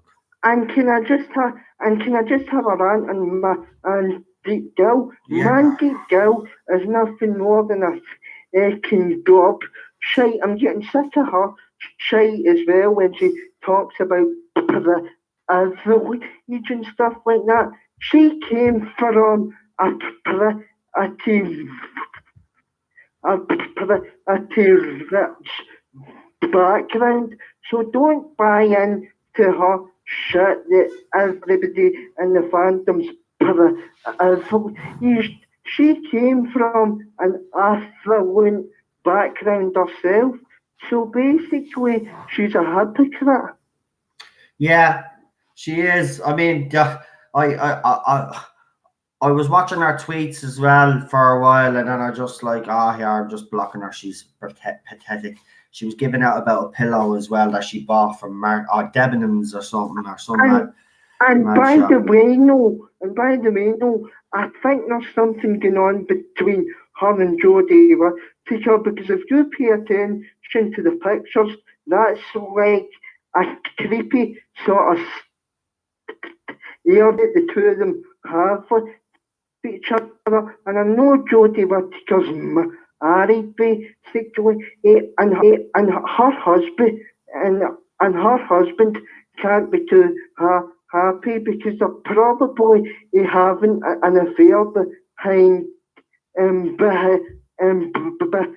her husband's back. Let me see. Oh, she did. She actually did. She actually liked some fan put up. So it's National Scarf Day, and on BBC Doctor Who on the official Facebook, you can go into it, and basically what you can do is you can actually design your own scarf that's around Jodie Whittaker's neck. And someone put on it, I love Yaz, all over it. And Manip Gill has actually, she has actually shared it at BBC, Doctor Who America, or Doctor Who at Manip Gill. So she's shipping herself and Whittaker. She's shipping herself and Whittaker. There you go. Oh, by the way, I hate the two of them. If a passion, the two of them should just piss off now, or else I'm going to kick up a load of shit. Well, I've had enough now. It's ridiculous. I mean, look, these people are starting to forget that it's a sci-fi show, right? It's not a sex education program. It's not a nature program. It's not a fucking, it's not a program for us to be lectured. It's entertainment. It's not a sex education show. Just give me sci-fi. Yes, that's all I want. A sci-fi with good characters and story arcs. That's all I want. Yeah, Daniel. Unfortunately, they're not listening to anybody. They're not listening, buddy. And you know what? I honestly believe they don't give a crap. That's how. And I'm sorry if I'm getting animated, but I just feel so passionately about this. So it's my favourite TV show of all time, and to see it being reduced to shit is unacceptable, in my opinion. No, I agree with you. I mean, look, I don't blame you for getting a bit emotional or a bit animated. I mean, I get like it a lot. I mean, you've seen me. I've often let loose on these videos. I've tried to be a bit more diplomatic, but even sometimes, I say, feck it, something has to be said, and I'm not going. It's just ridiculous. I can't be diplomatic. That's who I am, basically. I'll come on here and I'll tell you how it is. So I can't be diplomatic. I can't dance about my opinion. And if anybody's offended by that, well, I'm truly sorry, but you're not going to change my opinion. Exactly. I mean, it's just these people need to realise that Doctor Who is a sci-fi show, and you should be concentrating on writing sci-fi for its fans, because you're going to have no fandom left to even recover this show. Well, Daniel, we're nearly finished there. Do you want to? I know you're dying to say something else, so I'll just let you finish up what you have to say, and then I'm going to get on the next caller, mate. And here's for having me on again. And again to Sean and Jack, that was a brilliant call earlier. It was. And I'll continue to support the Nerdaholics as well, because I enjoy your channel as well, and it's because of you, that I've actually found myself enjoying Sean and Jack's channel. So thanks very much for that as well.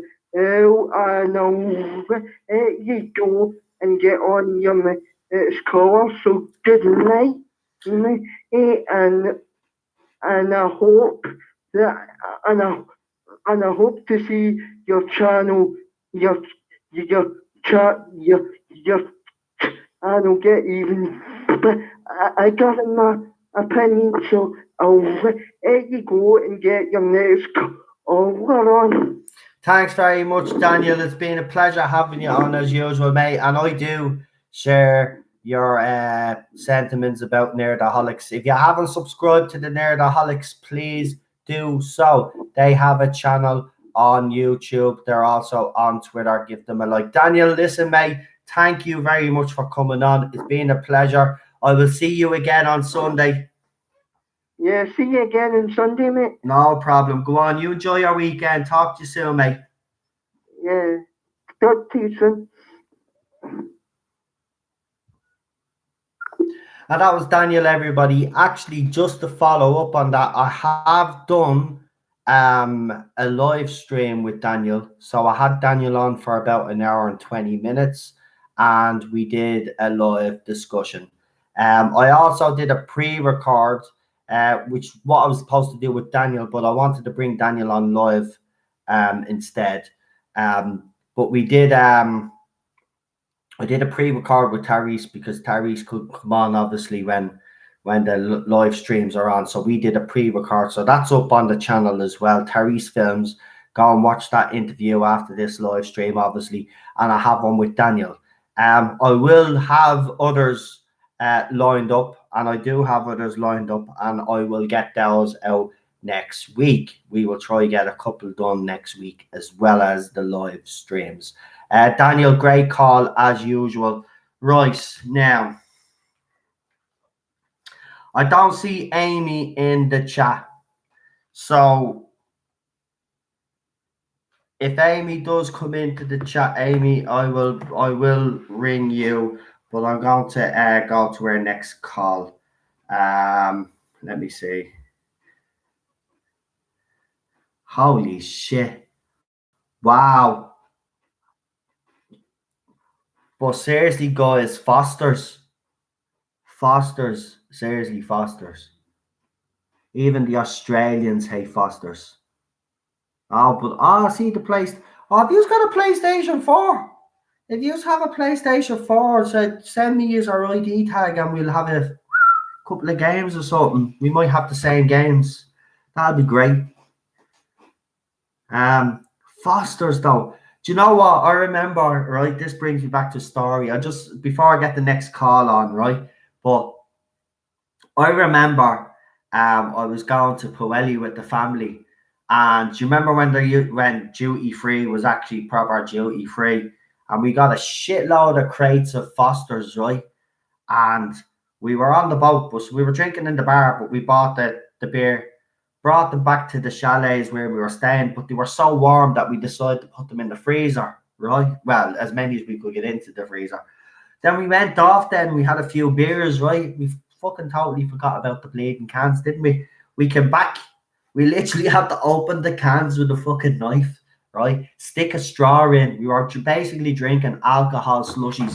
Oh my God, you should have seen us that night. Oh man, that brings back good memories actually. Foster's is not bad. It's like all cheap beer piss.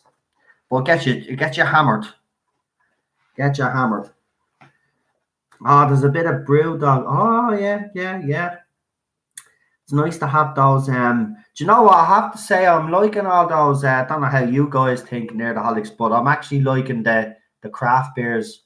And Guinness actually brought out a nice one. Hop House. What's it called again? Hop House. What's it called again? Hop House 13? No, whatever the fuck it's called. It's a great drink. But here, if you have a PlayStation and you fancy a few games, send us if you feel like it, that is. Right, we're going to get on my next caller, but lads, listen, man, definitely move up for that interview if you want to do it with me. Just let me know when you have time and we'll get you on. Right, just before, right, so I've got my good friend coming on now. But what I'll do, actually, I'm gonna ask you if it's okay if I can go to the toilet. So I'm just gonna, because I don't want to be Hop House 13, that's the one. Go and test. Oh, seriously, extra hops. It's absolutely. Listen, I'm not one. Look, I gave up drinking beer a long time ago. I'd rather drink spirits, so I drink like bottles of bleeding. bottles of bleeding rum and whiskey and stuff. But Hop House 13, seriously, it's made me love beer again. So if you have ever drank it, or if you haven't drank it and you see it, trust me, get them, man. It's better than all those cheap beers, and it's a beer that you can actually enjoy and tastes like a beer. But yeah, again, when it comes to beer, I'm not really definitely up for an interview and all. We'll sort it out. Yeah, lads, we'll sort it out. And as I said, if you just want to add me on the PlayStation 4 or whatever, I have a PlayStation 4. If you just want to add me on. And if anybody has a PlayStation 4 and would like to play game, I haven't got FIFA 20 yet. I've got FIFA 19 there. If anybody fancies an old game after this stream or something. Right, I'm going to go and I'll be back in a minute.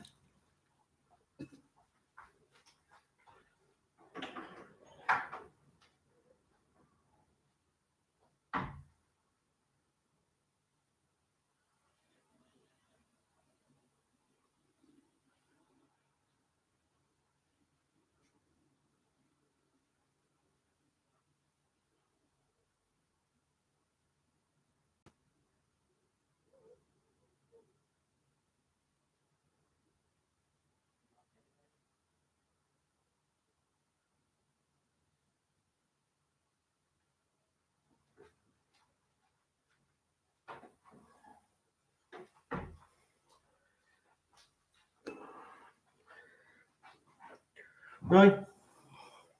Sorry about that. Right. Might as well. Oh yeah, next caller. Do us a favor. 25 of you is watching at the moment.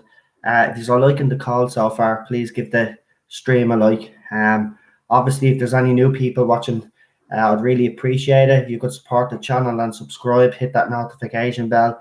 And for all my regulars, if you could share the channel on the usual platforms, I would be really, really grateful. And it has actually worked because I've been gaining subscribers. So I'd like to thank you all for all your help and effort on trying to get this, build this channel up. As I said, it's not just my channel, it's obviously your channel too. The door was closed. I was actually checking on Cheryl as well, but she must be asleep. Right, I'm going to get on the next caller and let's get this rolling.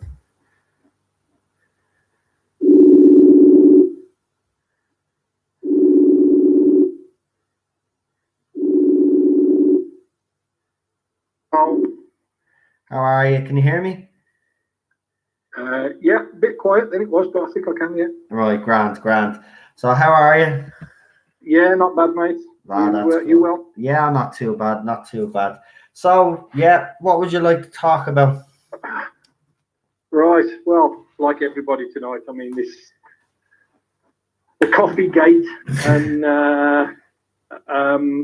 like the video the other day about the meal and things like that. It's all just nonsense, isn't it? Yeah. I mean, we were joking about it in the chat earlier on. A few of us sort of saying, like, yeah, this one where they've snapped her going in to have a coffee now. This means that she's going to be the doctor for the next 10 years, and and Chibnall's probably going to keep writing Doctor Who until even from the grave, probably. Yeah. So, but that's how daft it is, because that's what these pro-Jodies will think from it. Yeah. Because she's still in the news, because she's still getting a bit of publicity, it means that she's definitely still in the role. It's absolute nonsense, isn't it? Absolute bloody nonsense. It's getting ridiculous now. I mean, even the papers can't report on that and substantial that going for coffee is actually big news. Like, I don't know. Well, it just goes to show you how low the show has gotten, that they're reporting stuff like that. It's not very good for an upcoming series, is it? Well, this was going to be my next point. It's amazing how many media outlets, newspapers or rags, if you want to call them bloody newspapers, but have to report on the slightest thing with every celebrity. Mm. You know, they're snapped going to have a coffee like Whittaker. We've got a photograph of them on the beach. We've got a photograph of them walking into the local toilets. You know, and who gives a shit Exactly. what these celebrities are up to? I don't really care what they're doing when they're off screen. I really don't. I can't believe that many people in this world care what they're doing when they're off screen. Yeah. You know, we're only interested in what they do as an actor. I'm not interested. I mean, this red carpet nonsense where they're so eager to see them all walking down red carpets. I couldn't give a shit whether they're walking down a red carpet. I don't care whether they're going to a premiere somewhere. I don't care whether they're getting going to some awards thing that they're never going to win. It really makes no difference to me at all. I know. But media, or as I say, newspapers, seem to think that everybody wants to know what they're doing every minute of the day. Yeah. And I'm like, it's absolute ridiculous.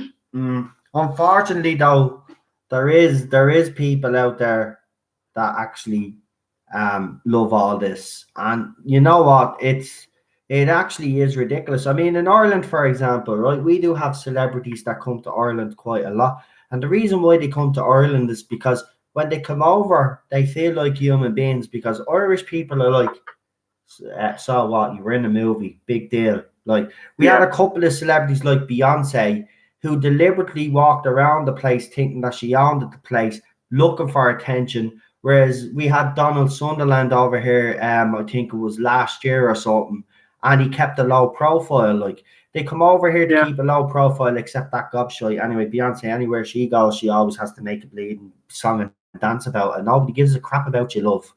You know what I mean? Like, but other than that, like when they come over here, nobody gives a crap. Yeah, the Irish people don't buy into this celebrity thing. Even our so-called Irish celebrities, we wouldn't even class them as celebrities. Jesus Christ! I live in a place in Dublin where soap stars live in the same area as me, and they shop in the same shops as me, and nobody gives a crap about them. That's the way it should be. But in America, UK, and all over the world, we built these celebrities up as if they're something that what they're not. They're only actors and actresses that are paid to do a job. And let's be honest, they're getting paid very well for it. A lot of fucking money, like, for acting in these things. And then they expect us then to give them some sort of respect. Well, fuck you. You're there to do a bleeding job. Do your job. Well, I'm exactly the same as you. I don't care whether they walk past me in the street. You know, I'm not going to be. I'm certainly not going to be chasing them down the street for an autograph. No. If there was a celebrity I wanted an autograph, I mean, I would be keen to go and get maybe a signed photo from somebody like Tom Baker, especially as it's really sad to say he might not have that many years left. So I would love to go and get a signed photograph of him or something like that. But normal people on television, I certainly wouldn't go out of my way to get an autograph from. I know. I mean, I've seen people chase them down the street for autographs, and it's absolutely ridiculous. I mean, luckily where we live, there's not that many celebrities. I think the only person I can remember famous who used to live in my town was a guy called Johnny Briggs, and he played Mike Baldwin in Coronation Street. Yeah, I know. Yeah, he passed away. He's actually from my hometown. Yeah, great actor, actually. Great actor. He was, yeah, I suppose he was, but he did spend a lot of time in this country, to be honest. Yeah. When he was over here filming for Coronation Street, he was staying up in Manchester. Then he'd be down here for sort of weekends and things. You'd occasionally see him walking around our local town centre on a weekend. But he was a miserable git in real life, and he didn't want to speak to anybody. So. Yeah, well, he was probably one of those, you know, he doesn't buy into. There is some actors and actresses, you know yourself, they don't buy into this celebrity thing. They don't like the celebrity tag. They're paid to do a job, and they even say it themselves, they get well paid while doing it. You know, like, I just don't like celebrity. And you get ones that are deliberately do things so they get noticed. Oh, some of them thrive on it. Some of them, that's what they do it for, to get noticed, to get the attention, and I can't stand that. Yeah, For example, let's give a few examples for our American viewers. Katie Price is one. Oh yeah. Yeah, definitely one. that woman just you know, when you don't hear for a long time, start worrying because it means she's going to do something fucking crazy. Who else have we I'd got? just Kerry love to know- Katona had I'd a just bit of love a to know who told meltdown her as she well. could sing. What? I'd just love to know who told that woman she could sing. Yeah, oh my Because God.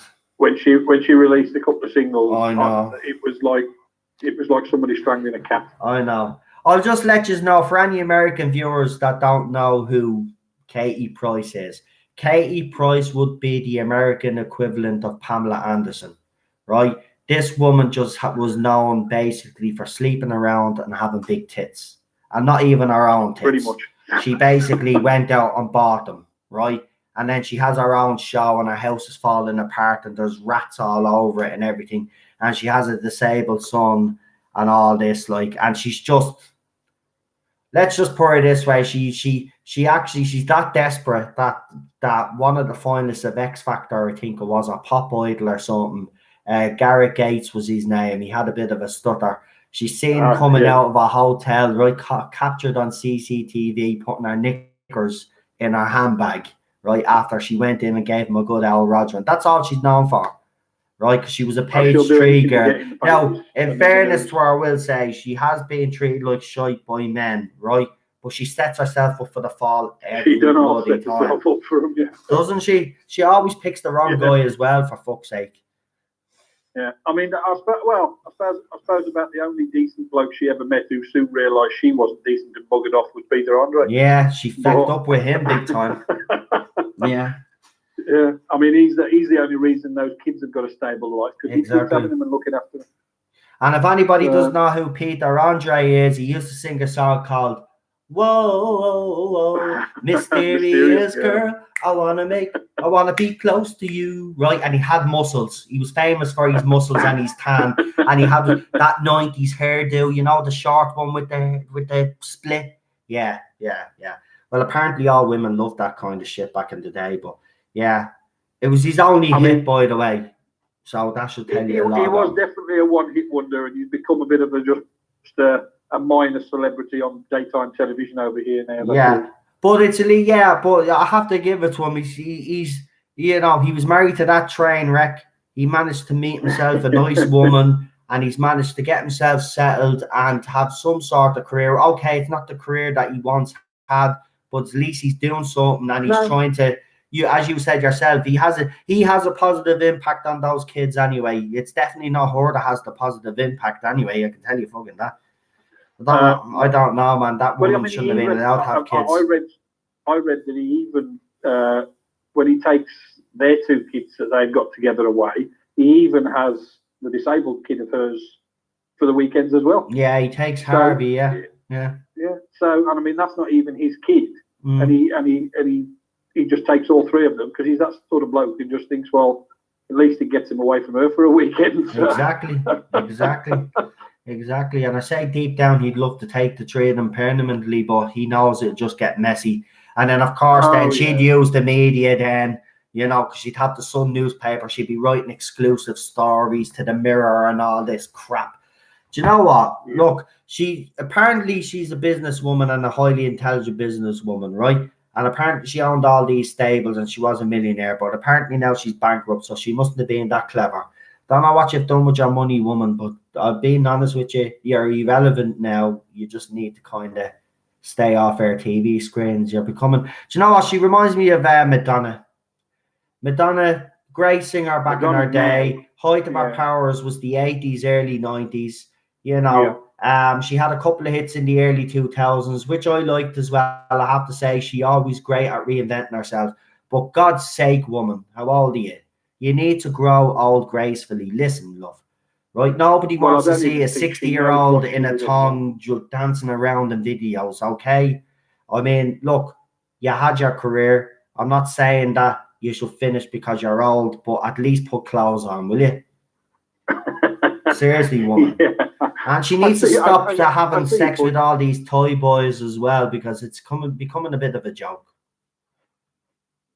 I mean, as you said, the last thing decent thing I heard Madonna do was it was probably in the 80s, in that sort of stuff. There was the occasional song she did after that, but it was a sort of, well, as somebody just said, the Who's That Girl stuff and that sort of era back in the 80s when she was really at the height of what she was doing. And after that, it started going, for me, it started going a little bit downhill at the Vogue sort of stuff and downhill after that. Yeah. But I didn't like Vogue myself now, I have to say. Yeah, I was a bit of a Madonna fan, I'm not going to lie. I like, you have to appreciate, she was the height of her powers, as I said, in the 80s, and she could do no wrong, and she actually was starring a few movies as well. Like, she was a good singer back in her day, but I don't know. Yeah, she was. I mean, I saw her on last year's Eurovision, or was it this year? This year's Eurovision Song Contest. Yeah, she apparently made and a I show don't know herself. what the hell she thought she was doing on there, but that was just, it was cringeworthy watching that on there. Yeah. It's sad because she's well, she can't sing a note now. We kind of know that now. I've heard her sing, and she's absolutely dire now. She's lost her voice, but she could still. She's good at reinventing herself. But like, as some people have even said in the comments, she needs to put clothes on. Put your clothes on, though. Nobody wants to see that. She needs to dress her age, and and people wouldn't judge her if she came out dressed appropriately for her age and still just sang some of the songs. Yeah, and just because she dresses like that doesn't mean she can't be sexy either. You know what I mean? Huh? You don't have to wear a bleeding robe. That's not what we're saying. You can still wear sexy clothes, but cover up your major bits. Nobody wants to see that. Well, I mean, where Madonna's concerned, I don't think I've ever wanted to see it, to be honest. No. Well, in her younger days, she was highly sexually charged. Anyway, you just have to look at her videos and you could see what she was all about. I mean, this is my point with some of these celebrities. I mean, ones like, we were just talking about Katie Price. I mean, that I'd walk the other way. I wouldn't even go anywhere near her. But I mean, she puts, well, somebody like her.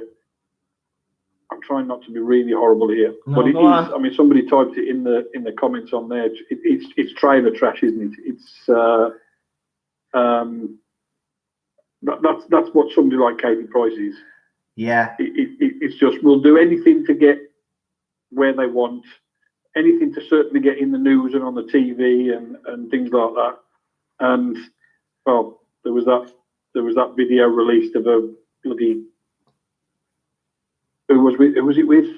Dane. What's his name? Dane Bowers out of that bleeding band. Yeah, she did that video. Yeah.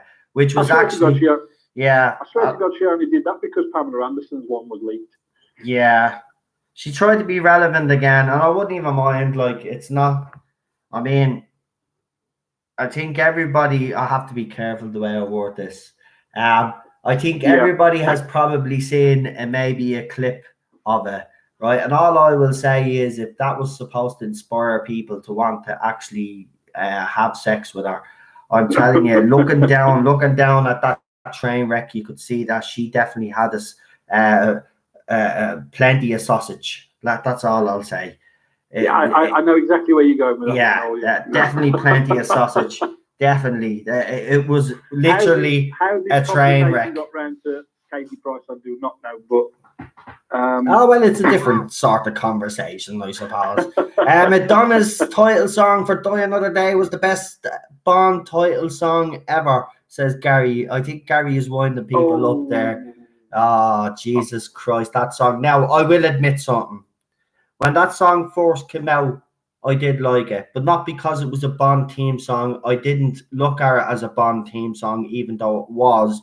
But if you were to play that song as not knowing that it was a James Bond theme song, it was actually not a bad song. And I'm going to defend it a little bit because it does get a lot of stick. It wasn't a Bond theme song, though. Definitely as a Madonna track, it works, but not as a Bond song. As Bond theme songs go, I mean, it's the worst one. I mean, the best ones have still got to be things like Goldfinger. Mm-hmm. View to a Kill's a very good one. Yeah. You know, there are way better Bond songs than Die Another Day. Yeah, I agree. It's probably the worst one. As I said, as a Bond tune, it doesn't work. As a Madonna tune, it works. So it is the But they worst seem to one. have I mean, over the last few years, well, over the last sort of decade, really, they've lost their way a bit with Bond songs. Yeah. I mean, I didn't like I heard a horrible rumor that Sam Smith was going to do the next one again, and I didn't like the one he did for the last one.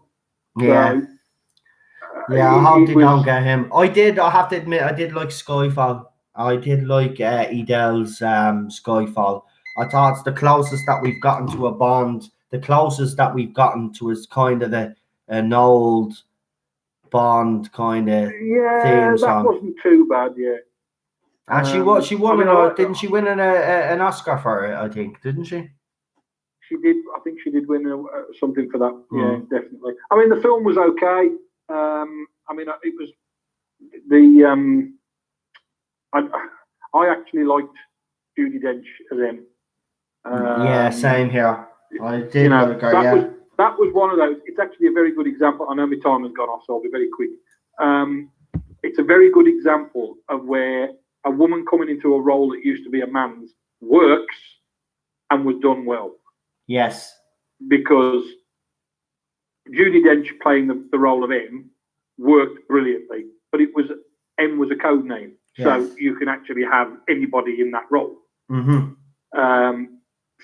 And I think she was. I mean, I can't even remember the name of the guy who played M in the early Bond films, but Judi Dench was way better than he was.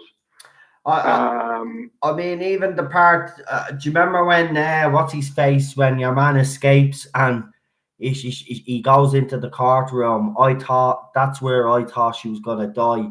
I knew the movie was actually spoiled for me. Someone actually spoiled it that she was gonna die in the movie, and I was pissed off. And at that scene, that's the scene I was looking at. That scene, oh, she's gonna die here. He's gonna kill her. He's gonna kill her. He's gonna kill her. And then she was saved, and I was thinking, oh, they're not gonna kill her off. She's just gonna retire. It's gonna be great. And then she dies. And I mean, don't get me wrong. Oh God, why am I blanking on his name? Who's took over the role of M now? Yeah, it's Voldemort. what's his face? Yeah. Oh, I have his face in me head. It's Yeah. someone's He gonna played tell us now. Voldemort in the Harry Potter He's film. gonna You know, tell us now. He's gonna. I can't think of his name for some reason. I'm sure. Ralph Fiennes. Fiennes. Ralph Fiennes. That's the one. Paul jumped in with that one, brilliant. Well done, Paul. Well done, my friend. Jesus. I mean, he's a superb actor. Oh, he so, I is. mean, He is. He's gonna be a good He's gonna be a good But And I yeah, quite like the new Q as well. Yeah. I quite like the guy playing the new Q. I do. So, but I mean, I'm not holding out a lot of hope for this new Bond film. I saw pictures today of this girl they've got supposedly being 007 on set, and I mean, this is how they're getting round it, isn't it? This is how they're getting round the taking over of James Bond, because it's not James Bond that they're taking over; it's just the code name of 007. Exactly. And They're very if smart. they think that's gonna save it from getting criticised, they're sadly mistaken. Oh no, 289. I love this comment. Quantum of Solace has the best writing next to Batman and Robin, and the trailer for Sonic the Hedgehog the movie. I will say something. Quantum of Solace does suffer, right, a lot, right, and it's the weakest one in my opinion of the newer Definitely movies. the weakest one of Daniel Right. Craig's, yeah. But it had its moments, I will say. I prefer my favorite Bond new Daniel Craig movie is his first one. It'll always be his first movie, Casino Royale. But I do Casino Royale was really good. enjoy I mean, Skyfall. The way that they rebooted it to back before he'd been given his 00 status and all that sort of stuff, I thought that worked. Yeah. I mean, it was quite good.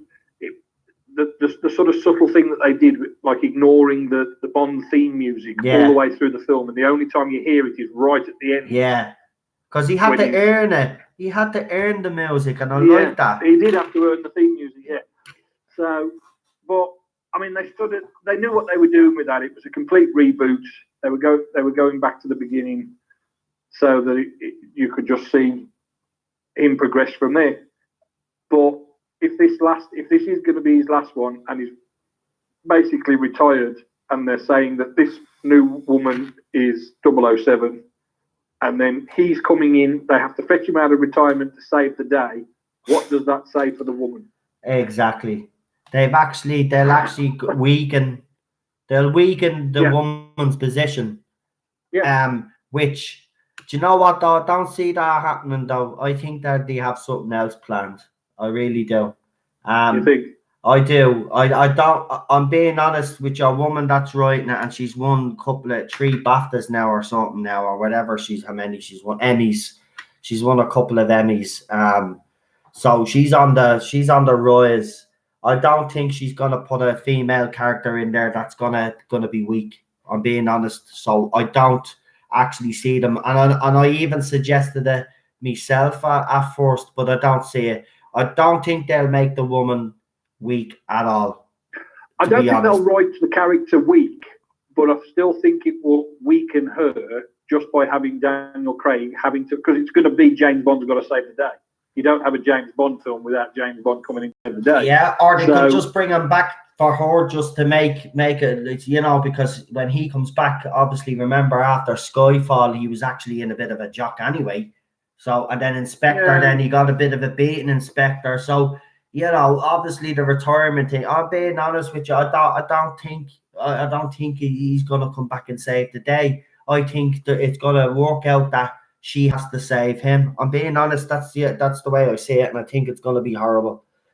That's the way I see it. It will be horrible if that's what they do. Yeah. Really, really horrible. I don't know, because I'm thinking I've even got a funny feeling that they're just going to kill off the character completely, and then it'll just be James Bond is going to continue then as a woman. I don't know. Maybe she will finally do it. Maybe she'll finally bow to the pressure, and she'll just give up and give in and make Bond a woman. Even though she made that comment that James Bond will always be a man. Doing it this way covers her arse, doesn't it? Because it's not changing James Bond. It's just creating a new spy with that code name. Yeah. But every single movie since the start, since Dr. No, and every book that was written, it's James Bond 007. Yeah. As Ian Fleming was James Bond 007.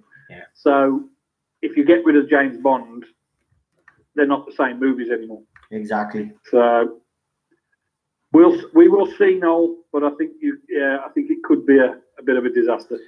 Yeah, we'll just have to see what happens. I mean, see what other news comes out. I will check out that the new photos or whatever it is you said that's up. I'll have to see. Yeah, I saw something just tonight before the live stream started of her on set. In like a blue jumpsuit type thing. It was. Oh Jesus! I'm not. Do you know what? I haven't been. I've been. Because I don't know. Before we finish up, I don't know about you, but I've been like every Bond movie since I've been around, and you know, have known that these movies have existed. When a new one has come out or is coming out, I've always been excited. Again, like Doctor Who. I'm not even excited for this new movie now because of all the stuff that we expect to be in it. And it's such a shame because, okay, Daniel Craig, a lot of people will criticize Daniel Craig's version of Bond, right? And it certainly does have its critics. But he could have went out on a real high with this one. And I feel it's going to be overshadowed by a woman because they need to just... it will be, yeah. It certainly will. I mean, because Phoebe Waller-Bridge is writing or whatever. Is that what her name is? Yeah, she's won two. I think she's won 2 bleeding Emmys now, or 3 Emmys now. So she's because she's doing a lot of the writing. It is going to overshadow the men in it. It's going to be more women orientated. I bet she was actually quite gutted that they'd already written Judi Dench out. Yeah, but we'll see what happens anyway. I mean, we'll see. I always said if James Bond fell to a woman, that was it. Everything else then was fair game. It was game over. See, I always thought it'd start the trend when Doctor Who got made a woman, and this seems to be, and that, well, it wasn't the first major one, I suppose, but the they did it with Ghostbusters first and things like that. And how many of them have been successful? How many of these changes have been successful? I can't think of one yet. None. And I know some Captain Marvel fans will say that Captain Marvel was. Listen, everybody knows it's out there on internet land, right? Whatever you want to call it, social media, right? Everybody knows that Disney was using bots. Everybody knows that Disney cooked the books for Captain Marvel, and the money that they said that Captain Marvel actually made, it didn't make that money. They're lying to the audience. And the fact that Spider-Man is back now saves their blushes now, because they have Spider-Man now and they can continue to make money. They were never going to continue to make money under Brie Larson if she was the face of the MCU. Sony have actually done a disservice now, because it could have killed off the MCU. So I'd just like to say to you, Sony bastards, I wanted Spider-Man back at Sony because I'll watch it now. I'll never be able to watch another Spider-Man movie thanks to you scum. Scum, that's all yous are. Yous are scum. You should have held yous our fucking horses, did yous our own movies, and forget about Disney, right? Forget about them. Disney just like this to get everything that's good, yeah? They like to get everything that's good and spit it back out at us, and it's full of agenda, propaganda crap, and they just ruin everything. Yeah, top. Yeah, yeah. I know what you're saying. No, I do. It's a very concerning time. Very concerning time. Yeah. Well, we'll see what happens, as we said, next couple of months in a lot of fandoms, especially Star Wars. Now they're gearing up for the Christmas film. So the next couple of months, especially Doctor Who fandom as well. The next couple of months for the fandoms is going to be very interesting. Going to be very, very interesting. Well, we can't. It's got to be. I mean, we're running out of September. We've only got a couple of days left. Yeah. They haven't made any announcements. I know. I'm starting to get worried now, because they were supposed to make some sort of announcement, so we were told. But again, this could be put on hold because obviously, with everything that's been going on. I mean, Jodie Whittaker went for coffee. You know what I mean? So maybe they're still trying to find her. That's it.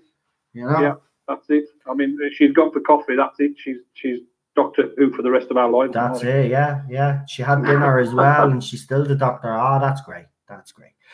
Right, listen, Neil. Thanks for coming on, mate. We've gone over a bit, I think. Yeah, I've got two more callers. I'd bring you. I'd leave you. I'd keep you on, but I've got two more guys to come on. Stephen is one of them, and then we have Gary coming on, and then that's the calls wrapped up. So I don't want to keep those two guys waiting. They'll be slagging me off. But listen, you're obviously I'll put you down for Sunday, and you just let me know if you can come on. Obviously, I'll have to bring you on early because you've got the school. Ideally for me, yes, please. No problem. I say Friday nights it doesn't matter, but the other nights it's. Yeah, exactly, and that's great. Yeah. Right, listen, thanks for coming on. Do you want to give your channel a shout out before you leave and stuff, and your Twitter handle? And well, I'm obviously not my Doctor Who on pretty much everything I do. It's my YouTube channel. It's my Facebook group.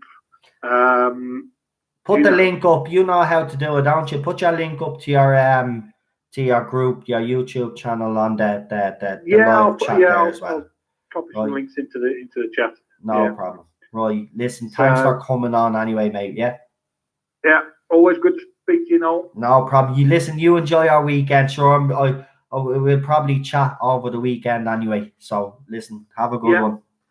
No worries. Right, see you later, Speak mate. to you soon. Bye. See you, mate. Bye. Ta-da.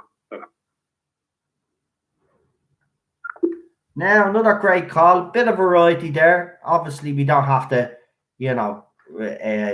keep it to Doctor Who. We could talk about almost that. And anyway, I should have actually said that from the beginning. The only reason why I brought up the Doctor Who stuff at the start was because, if a newspaper thinks that it's relevant to tell us that Jodie Whittaker drinks coffee, well, then I think we should actually talk about it a little bit because it's actually quite funny. So we got two more callers on, and we did start there was a problem with the stream. So I'll take the last two calls, and then I'm going to call it a night.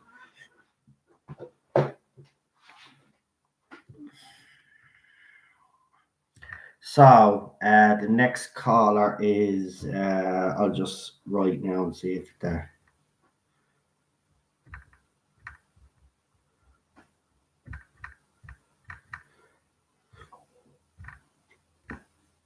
But listen, some great calls tonight.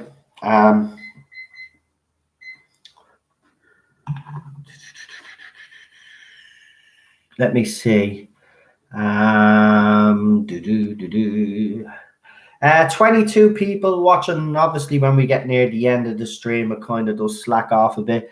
But if you haven't given the live stream a like yet, please, if you do like what you've been hearing tonight from all the callers, please give the stream a like, hit that notification button, and obviously, if you haven't joined this madness already, please do subscribe to the channel, share the channel. All of those things do help this channel. Extra Spice Mikey says, this is why I love this channel, Noel. You're the only one on YouTube doing this with the phone-ins, and thank you very much. Well, I do want my channel to stick out, you know, and I'm glad everybody is enjoying it. Look, at the end of the day, right, I came to a point on this channel where I didn't just want to be the only one talking. I knew a lot of you shared the same concerns as I did, and obviously had our own additional concerns. So this is why I wanted to do this, to give you fans a chance to have your voice heard, because if we were to just listen to the other side of the fandom, you would think that this show was actually the greatest thing on earth, and if you were to listen to the media, you would think that this was the best show on the planet. Well, it hasn't won any awards of significance. 40, well, I'll be generous and say, no, I won't be generous. 50% of this audience walked away, right, from the first episode to Resolution. All right, this show has not been a success. And from the people that I've been talking to, there is genuine concern. And that's what it is. It's concern that their show has been taken away from them. There's concern that their show is not going to last any longer. Now, I'm going to get on the next caller, and you all know who this caller is. And this is one of my favorite callers, too. So let's get this on. Hello, Noel. Hello, Stephen. How are you? I'm fine, man. I'm fine. You sound like you're miles away. Do I? All right. Hold on now. Can you hear me better now? Yeah. There you go. You're better. That's better. Right. Yeah, you sound like you're on the other side of the room talking into the corner there. All right. Yeah. Well, Christopher is looking at us there mate. now, so behave yourself tonight. Look, Christopher is there looking at us, so behave. Sorry, what? I said Christopher is looking at us there, up on the shelf there, so behave yourself. Oh, right, Christopher. Right, go on. Right. Yeah. So what would you like to Not- talk about now tonight? Well, I just like to say that not my Doctor Who guy taking up all my airtime. What's he like? I don't know. Jeez. I don't know. No, I'm not going to talk about the coffee stuff, as I say, because that thing about Jodie Whittaker and the whole coffee thing, yeah. Right. Well, I thought that was a joke. I saw something. I saw you post something when your video and whatnot, and I didn't look at it because I just thought, oh, it's Noel having a laugh there. It's just Noel having a laugh. I didn't look into it, and it's when I think Gary said earlier on. He said about talking about the coffee thing. He said I just thought it was a joke. I thought he was referring to your video. And I looked at it and I watched the video and I thought, oh my God, it's freaking real.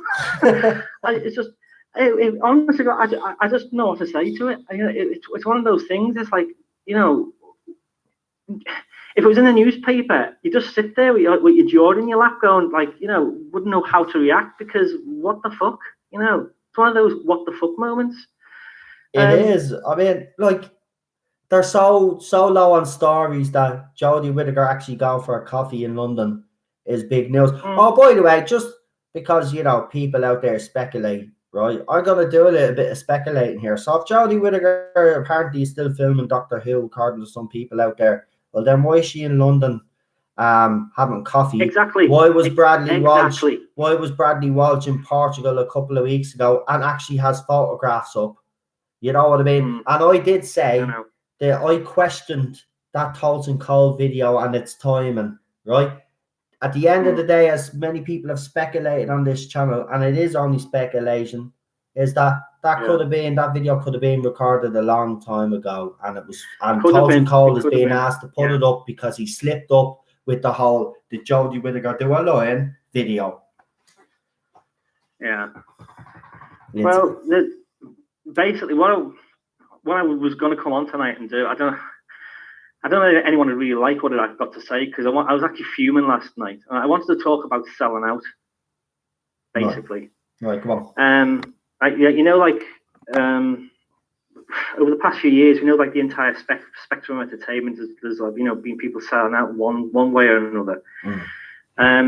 I just wanted to focus on one element of selling out, and something that's really been pissing me off, and it's the slow, lumbering acceptance. It's more about the acceptance of a woman as the doctor. Yeah. It's not like just the doctor, the woman, the doctor being a woman. It's the way the fandom has kind of morphed into a different version of what it was from like 2017, or whatever it was when she became the doctor. At your stream last night, like, it lit the literal fires of hell beneath me, and I was fucking fuming. I really was. I was like, okay, right. So I'll start at the end. Okay, like the doctor's the doctor's male role. End of. Canon law has been established as a male role, right? No, classic Who to new Who. I mean, whatever bullshit excuse the SJW feminists come up with regarding this, whether it's like the very tired, very misguided comment of Sid Newman wanted a woman back in the day, or through to the, oh well, the doctor can regenerate to any gender. Well, fuck off. You know what I mean? Fuck off. None of that applies, as it's simply an attempt to inject present day ideology into an already established show. And it's been working. The show's been working. It's tried and tested recipe for over half a fucking century. We all know this. And they developed the main role over the years as a male character. And any change now is just appropriation of to forward a political agenda. Nothing more than that. So, we've got a couple of years down the line. What have we got? Well, like, to paraphrase one of your comments last night, Noel, like, it's like you said something on the lines of, oh well, if we get a woman playing the doctor, and was it in 2005, maybe we wouldn't, be discussing this now. Well, no, we wouldn't. We'd be freaking well discussing it back then, and all of this shit that we've got now would have just been rendered academic. And it's not just you who said it. I mean, I've read it in posts on YouTube, and like not YouTube, Facebook, and the groups that I'm admin and on Facebook, and people are saying it there too, and it's driving me fucking insane. To all these people, and I don't care who they are, I'd say to their face, I'll say it on whatever platform, they're the worst fucking shower of sellouts I've ever had the displeasure to associate myself with in anywhere in any group. If you want to be pseudo agnostic in your approach to this, like being all wishy-washy about it, and like not sticking to the general fucking morals, and get the fuck out the fandom, yourself bastards. That's what I'd say. That's what I want to say to them. It's that kind of mentality now. Right? It's that kind of mentality that worn down acceptance of this travesty that ends up maintaining and supporting this massive pile of fecal matter. I really don't want to be fed turds dressed up as sci-fi, and that's what this is. Have you seen what is it? The movie Dead Again? Have you seen it? Dead Again? No, I haven't. Yeah. No. Okay, it's got Kenneth Branagh and Emma Thompson. Right. Well, basically in it, like, there's a scene where Kenneth Branagh meets Robin Williams' character. Robin Williams is in it, and he meets Robin Williams' character for the first time. And Robin Williams notices that Kenneth Branagh is smoking, and Robin Williams says to Kenneth Branagh, he goes, "They'll kill you." And Branagh says, "Oh well, no, I've been trying to quit and whatnot, And Williams just does a Yoda, and he turns around and he says, "Either you do or you don't. Make up your fucking mind. Either quit or don't." People who say that they're just trying are arseholes who can't commit, and that's exactly what the mentality of the Doctor Who fandom at the moment, because people are now forgetting their moral standards with regards to the show. They're losing the sight of the creative integrity and succumbing to what if acceptance. If a woman was in the role at the start, we'd be all be behind it by now. We'd all be living the fucking life of Riley right now with regard to Doctor Who. Well, fuck off, you dumb fuck. No, I agree with you. That's wake what I brought it up. Smell the shit you're shoveling. Because if that's how you feel, then you may as well be jerking off and spunking off to Chibs and Witless already. Buy yourself a pair of fucking rainbow braces and go and crush everything under your boot heel, because that's exactly what you've done by allowing your moral standards to fall this far. You know, if that's how they're going to do it, if that's how they're treating this franchise, then they can fuck off, because I'm completely done. And whatever comes after her, or whoever comes after her, it's fucking pointless, because the show is dead. I mean, what Daniel said, right, was spot on. It killed my passion. It really has. And it's like, you know, it's not like when he brought the show back in 2005 from the classic era. No. You know, Whittaker and Chibnall have killed it without a retcon. And you mentioned this not so long ago. You said, like, you know, even though we'd like a retcon, it's never going to happen. No. So, like, without a retcon, Whittaker is now woven into the tapestry of Who for all fucking time. And whatever follows Whittaker's era will always be there. And I'm telling you, you know, when Eric Idle comes out around again shouting, "Bring out your dead," Doctor Who should be first in the fucking pile. It really should. Honestly, it really should. It's sad. I know. It is sad. It's actually sad because all that history, and this is what these fans don't get, and you will never get it, because I'm being honest, I've said this, and this is why I posed the question. I actually put the question to people: if RTD had come back with Doctor Who and the lead part had been played by a woman, right? I wanted to ask, right, would the show be still around today? And clearly I said last night, no, it wouldn't. Of course it wouldn't. There'd be no bleeding. Of course, we wouldn't even be talking the history of the show. Look, whether BBC like it or not, right? The Doctor Who fans did not want a female doctor. This was a few people that happened to be in the media, happened to be in places of power that pushed this agenda, right? And the sad thing about it is, and I don't blame Jodie Whittaker fully on it, but at the end of the day, 55 years of history, 56 this year, flushed down the toilet, and for what? You see, I disagree with you right there. You see, the thing is, I worked in theatre for 10 years. I was actually performing for 10 years semi-professionally. I was like on stage, I was in musicals, I was in London, I did all that. So I know what it's like when you're actually in performance. I know what it's like when you've got agents. I know what it's like when someone comes and offers you a job. I know what it's like. And you can say, yes, I will take that job. And if it's something that you don't like, for example, if something you know, like I know someone who hated Andrew Lloyd Webber stuff with a passion, hated it. And then all of a sudden, right, he was offered a role. He got a role in Phantom of the fucking Opera, and he took it. He was a fucking sellout. And that's the kind of thing. So Jodie Whittaker, right, was offered this job, right? If she had any ounce of integrity, any at all, she'd have turned that fucking job down. She would, because, like you said before, she had no idea about the role. She had no idea about the size of the fandom, right? So really, when she found out the size of the fandom, when she found out the amount of pressure that is on her shoulders, she should have thought, can I handle this? No. And I'd have had more appreciation for it if she'd have walked. I know. I really would. Yeah. Because then it's like saying, you know, she's hands up saying, sorry, I thought I could handle this, but like, this is like, you know, it's way beyond me. Yeah, I appreciate that. That is having integrity. And I'd appreciate her for that. But no, she's, you know, so basically she took that responsibility. The onus is on her. She carries that responsibility. So I blame her full as much as I blame Chibnall. I blame Chibnall for the writing, Chibnall for the actual, you know, the scripts, the wokeness that he allowed to be injected into it. I blame him for, you know, bringing that, what's his name, the guy did the music for it, because the music. I can't pronounce his name. I'm not even gonna try. Look, I will admit the music in the first episode was actually grand. I'm not going to lie. I don't like the theme tune. Never liked it. I know there's people out there that like it because it has classic elements. I don't like it. I think it's disrespectful, to be quite honest with you. But I thought the music in the first episode was grand. But when you play that same music in every single fucking episode, every episode, and it was always incidental music. Like, don't get me wrong. I know they wanted to go a completely different direction than Murray Gold. But let's be honest. Who would have loved during that Rosa Parks scene? Even Clark, I guarantee you, I don't know if a fan has done it, but I'm going to give one of you fans a challenge there right now and hope you are up for it. So see the Rosa Parks scene where they're on the bus. Put Clara's theme as the music through that, right? Clara's theme for the music through that, right? And I guarantee You mentioning Clara to me after my rant last time about Clara. I know, but I'm You just have to saying bring our that name team. up. I'm just saying our music. You put that team music through that whole scene, and that scene becomes a completely more it becomes even more powerful.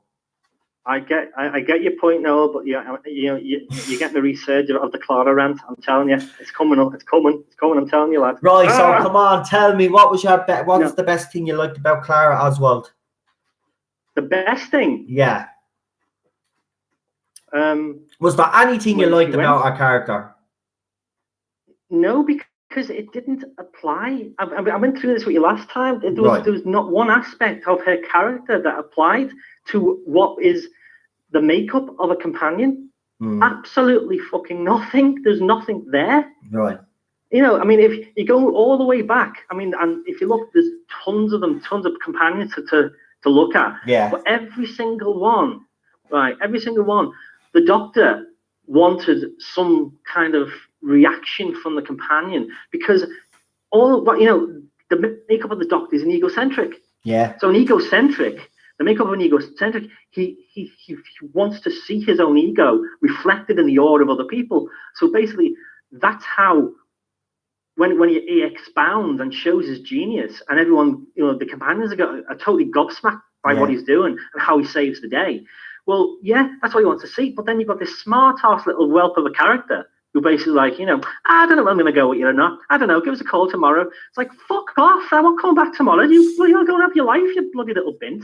I would not have her at all. And she proved herself later on when she was a traitor. She got very, She has this bloody Danny Pink moment where, like, who the fuck's Danny Pink? I don't care about Danny Pink. He's there and he's gone before you know it. So there's no kind of emotional connection for the viewer. So, and then next thing, she's all in mourning and everything. And then because she's in mourning for this character who's like, she's just fell upon and suddenly is in love with, it's like, she's like, although she's saying she cares for the Doctor, she just turns around and she basically blackmails him with these keys. Exactly. The keys that, like, she seems to, like, suddenly know where they all are. And even though she knows that the Doctor and her, she can open the doors with a finger click. Remember when it was Matt Smith? Don't ask me how the hell she can do it as well. But when she's Matt Smith, and she's driving on the motorcycle. Yeah. Wasn't Matt Smith? No, it wasn't Matt Smith, was it? It was, where she's on the motorcycle and she goes and she rides into the TARDIS and she clicks her fingers, so she knows the TARDIS can be out with a finger click. So what the fuck's the keys about? There's no kind of blackmail there. Yeah, but I think that can be explained. Now, I could be wrong. Now, you can correct me if I'm wrong. But did she not put her hands into the TARDIS? What's that? So she put her hands in that gooey shit. Wasn't it the TARDIS sensors or something? No, that was under Peter Capaldi. So that makes absolutely no sense. Yeah, unless Matt Smith told her. Yeah, but this whole clicking of the TARDIS door open annoyed me as well. Yeah, because it took like 10 generations to finally work out that, and it kind of worked with Tennant when he found out, because it was a really nice end. Yeah, I love the end. Yeah, that was the library. Yeah, I like that. Yeah, when he just clicked and he walked in, and that was it. And it's a really nice ending to it. Yeah, I thought, okay, that ended nicely, and they didn't have to touch on it again. No. And they didn't up until later on. I don't know whether did Smith do it. I don't know, but I know Capaldi did it. Yeah. Yeah, but like I said, it was one of those things, and the TARDIS responds to the Doctor. It doesn't respond to the companion. Yeah. You know what I mean? And it's almost as if like because she was trying to, the writers were trying to make it out as if like she had more kind of set the stage than Capaldi did. So everything that she was doing was to me was like, well, the Doctor really should have that kind of that moment, and the Doctor should have those lines, and the Doctor should have that power and that commanding, center stage stuff. But they constantly had the Doctor playing son to her mother role, and that pissed me off. That's not like someone the Doctor would choose to take with him. No, there's no way that she's going to be impressed by his you know, his amazing actions and whatnot, and things that he did when you know. I mean, like I said at the beginning, you know, she can shove her freaking souffles up her arse. Really, she can. Honestly, fucking had enough of the souffles. Souffle girl. Oh yeah. Honestly. Do you know what though? But, I honestly did what? think though when she first burst onto the screen that she could have been, and I'm just saying she could have been an interesting character. But I think Stephen Moffat had this complex with her. I actually think he fancied her quite too. Well, if she appeared on the screen, the first time she appeared on the screen, she could have been a really good character. But the thing is, you'd have to have a personality lobotomy. And I'm sorry, it just, you know, it wasn't going to happen because I'm sorry, that's Clara Oswald. Well, it's Clara fucking obnoxious Oswald. So yeah, so no, not interested in her. So you'll never change your opinions on her ever. Ever. It will, you know, I will be cold in my grave, and you know, my corpse will still be snoring at her. Honestly, seriously. I don't know. Clara, for me, I hate her for the simple fact is what Moffat did with her later on. Then he basically made it out that she was the one that convinced Hartnell to take the TARDIS that he chose. Oh, don't. That I saw that and I was like, oh, fuck off. When she goes through to the timeline, she saves every single Doctor. Yeah, she saves them all. Like that's how. Yeah. That's why every single one. And then she ended up being like the Doctor because then, like, you know, he even made it. She got her own TARDIS. She called herself Doctor Who, the Doctor. God, Ashilda and me, or whatever you want to call her. Yeah. That character, just, you know, honestly, God. I mean, I didn't mind Arya Stark. Yeah. I didn't mind what's her name, whatever her name is. I can't think of her name now. Plays her. I didn't mind her at all when she was in Game of Thrones. But one episode of that, seeing her in Doctor Who with that again, smart ass, smarmy, you know, I'm more intelligent than you, I can more sneaky than you, I can do. It's like, oh, fuck off. Yeah. No, you're not. You're a little girl. That's what you are. Know your place. You're just a tiny little girl. You know, and this is before she's lived a lifetime. You know, just know your place as a character. Yeah, you're not a Time Lord. You don't. You know, for God's sake, just. But anyway, I say that whole thing at the end where she flies off in a TARDIS where a heartbeat's trapped between one beat and the next. Yeah. Fuck off. I know. Oh, that scene to me was the most cringe-worthy scene from Moffat. I'm being honest, Moffat's done a lot about, but that scene itself that made me throw up and me melt a bit. Like, watching the two TARDISes cross paths and all. Oh, feck off. Yeah. Switching to Bond a minute. What's the name said at the end then about M in Bond? Yeah. Is it Judi Dench? I say Bond. I grew up with you know, I used to love Bond. I did. I mean, Sean Connery and that. Love Sean Connery.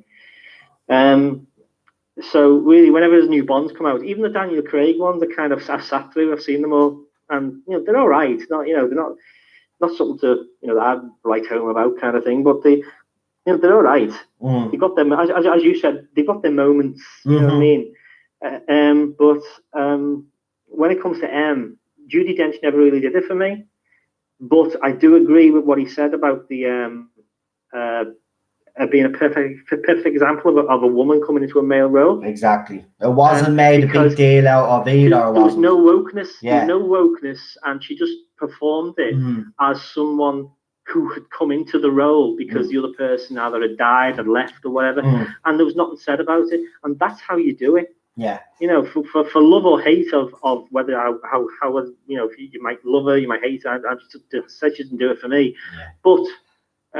It worked, and that's how you do it. But unfortunately, like I say, until we get this minority of the hierarchy of the entertainment industry, both on television and in movies, they're not going to look at it like that. We're going to get more of this, you know, selling some kind of message shit going on. Yeah, I mean, you know, as I've said, the last call is the next couple of months now, couple of weeks even, is going to be very interesting. Obviously, you'll have the Bond movie coming out, Star Wars coming out. We should, And I mean, we should get some Doctor Who news, but at this second rate, you know what I mean? Do you know what? At this rate, I'm being honest with you. If this is just me speculating, if you're gonna ask me, I honestly believe that we probably get no announcement in September. Will we get anything in October? I highly doubt it. I don't think they're gonna say anything till probably November, December before we get anything, to be honest with you. What you mean about who? You mean about Yeah, Doctor Who? You mean? Doctor Who. I just don't see anything happening. I'm being honest with you. I mean, it's gone way too quiet. And don't get me wrong, I've been in regular contact with the source. There's nothing. The last bit of news that I got was that was it. Now, as I said, I am holding on to another little bit of news that I'm not even allowed, and I wish I could, because being honest with you, was to release that news, the fandom would be it'd actually be something for the fandom to actually really get their teeth into it and talk about. I know how quiet it's been. Like I say, I spoke to a vet, and she said basically it's all quiet, and she I know what she does with like your source, like it's like you confer, and it's all the silence, isn't it? Yeah, I mean, all the people that were talking about rumors and leaks, including myself, are quiet, right? There's only one or two YouTubers out there that are still active and still saying that they're getting information. And I'm just going to say this out straight. There's a clampdown, right? Anybody saying that they have information, they're wrong. And if anybody's jumping the gun about videos with Jodie Whittaker having dinner and stuff like that, you know, you accused me, this person accused me of being dishonest to my subscribers. Well, maybe you're being a little bit dishonest to your subscribers, because that was a dinner party and nothing more, nothing less. And you tried to make it out that she's still the Doctor. I mean, she was in London having coffee. Do you want to explain that one? And do you want to explain why Bradley Walsh was in Portugal too? You know what I mean? They're supposed to be filming. Bradley Walsh was in Portugal. We've seen photographs. He was promoting an ITV show, right? Jodie Whittaker then having dinner with them, right? Well, I questioned the video, by the way. I reckon it was early when they were filming, and Tolson Colas had it and was asked to put it up, because that's what people do. They hold all these videos, right? And then she's out in London having coffee. Now, if she's in London having coffee, and here's the thing, they filmed Doctor Who in Wales. So what's she doing in London? Well, like I said, there's no dates attached to this. I mean, the thing is, what's the most logical thing for me is the fact that you know, even if you wanted to have a clampdown, even if you said, okay, we're going to like make sure all the information in nothing gets leaked. Okay, fine, I get that. Yeah. Right. So if you're going to do that, then what's the problem with, at the same time as doing that, as promoting the fact that all of the rumors are wrong, and do it so that like you use your actors to promote that. So in other words, have them make a statement, have them say things, have them be open about it, say, oh no, I'm still here, and all that. But there's been none of it. No, absolutely none of it. So why? Because it makes no logical sense, because you would do that if you wanted to make sure that someone is there and put that rumor to bed. You do that instantly. It's very easy to do. Just even Chibnall, you can get Chibnall to make a statement if he's there. Something at this stage, anything. You know what I mean? But they won't.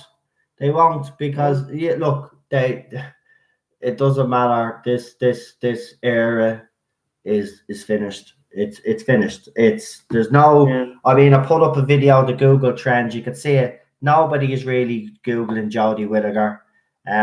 Doctor Who, yes, there's still searches for Doctor Who, but the Google searches that you're seeing that are most trending are when Jodie Whittaker is Jodie Whittaker leaving after Series 12. Also, one of the big questions from the fandom is when is Doctor Who season 12 trailer, or when is season 12 starting? Doctor Who is still trending okay, but that's because it's getting close, and obviously, but the Jodie Whittaker is completely bombed.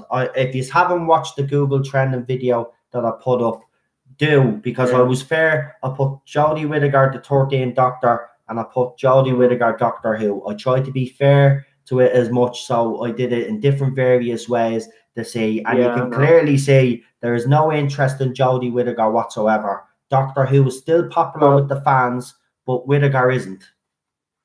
Well, I can say honestly, right, I won't be watching series 12, Yeah. season 12. I haven't watched season 11. It's dead to me. And even if a man comes into it, I'm not going to be watching it. The show's dead to me. I'm not watching it ever again. I cannot watch it ever again because it's ruined it. Yeah. So for me, when you say like, Whittaker and Chibnall have killed the show, they have literally killed the show. They killed my passion, like Danny said before. My passion's gone for it. Yeah. So really now, all this is it's anger and bitterness of what they've done. It's a bit like having a loved one that's been murdered, and you're in the aftermath. You're having you're going through kind of mourning where you're feeling angry and bitter, and and you want to hurt someone for it, but you can't. And that's the feeling that I've got. And there's no way, because like I said, even if a man comes into the role, it'll feel like, I don't know, feel like a corpse getting up and trying to walk. Well, there's no life left in it. It's like it's a different. You'll always have Whittaker there. It'll always be, oh well, because there's been a woman in the past, it means we can have a woman again. Well, no, just you want to go down that road again, and they could do that in future. That's my fear. That is my biggest fear, and I agree with you 100%. Right, listen, Stephen, I have to get on my last caller, but listen, do you want me to put you down? Do you want me to put you down for Sunday? Yeah, why not? Go for it. Yeah. And I'll tell you what, listen, again, like the Nerdaholics, I will ask you, I think I did actually send you a message about, I don't know if you got it, but I did ask if you wanted to actually come on for a full-length interview. We could have a chat like this, and you can let loose on it'll be a pre-record. Obviously, I'll do a pre-record with you because you know yourself. I never got that message. But if you're interested, we can set something up over the weekend. Yeah, okay. Yeah, I'm not doing anything this weekend. So right, okay. Well, then I'll tell you what to do. After I finish this live stream, give us an hour text there, and we'll sort it out. All right. All right, no worries. No problem. Thanks for calling in. Brilliant as usual, Stephen, man. Everybody loves you. Everybody's loving you in the live chat as well, I have to say. So thanks for coming on. Well, okay. Well, I hope Ted gets his okay. Is he all right? He is. He just has a bit of an upset stomach. I think we might have gave him something that wasn't, or he might have licked something or something. But he's grand. He's all right. Cool. Hopefully he's all right. Thanks for the concern anyway. I really appreciate it. No worries, fella. Okay, well, get back to you then. Get to your next caller. All right, go ahead. See you later, mate. Good night. Bye, man. Bye. And that was Stephen, everybody. That was Stephen. Right, we're a little behind. Right, we're a little behind. But I'm gonna get on the last call.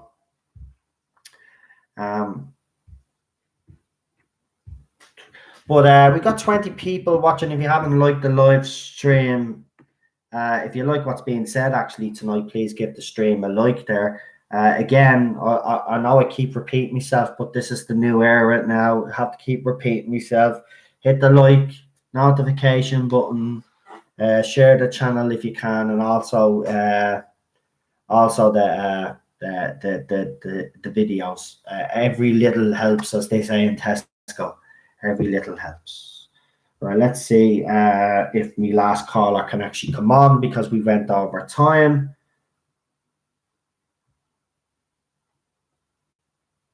Oh, he's ready. There you go. I didn't even have to see that. Brilliant. I love when people are ready to go. It makes it easier for me. Right, so the last call of the night.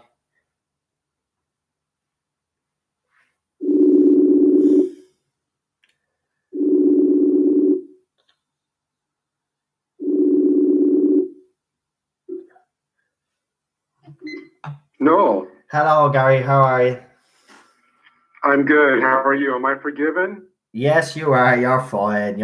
I was only winding you up, but yeah, Cheryl hasn't said it, but like it doesn't matter. So we were gonna find out. We were nearly there anyway. So yeah, the reason why I put it on because I knew it was there. The last time that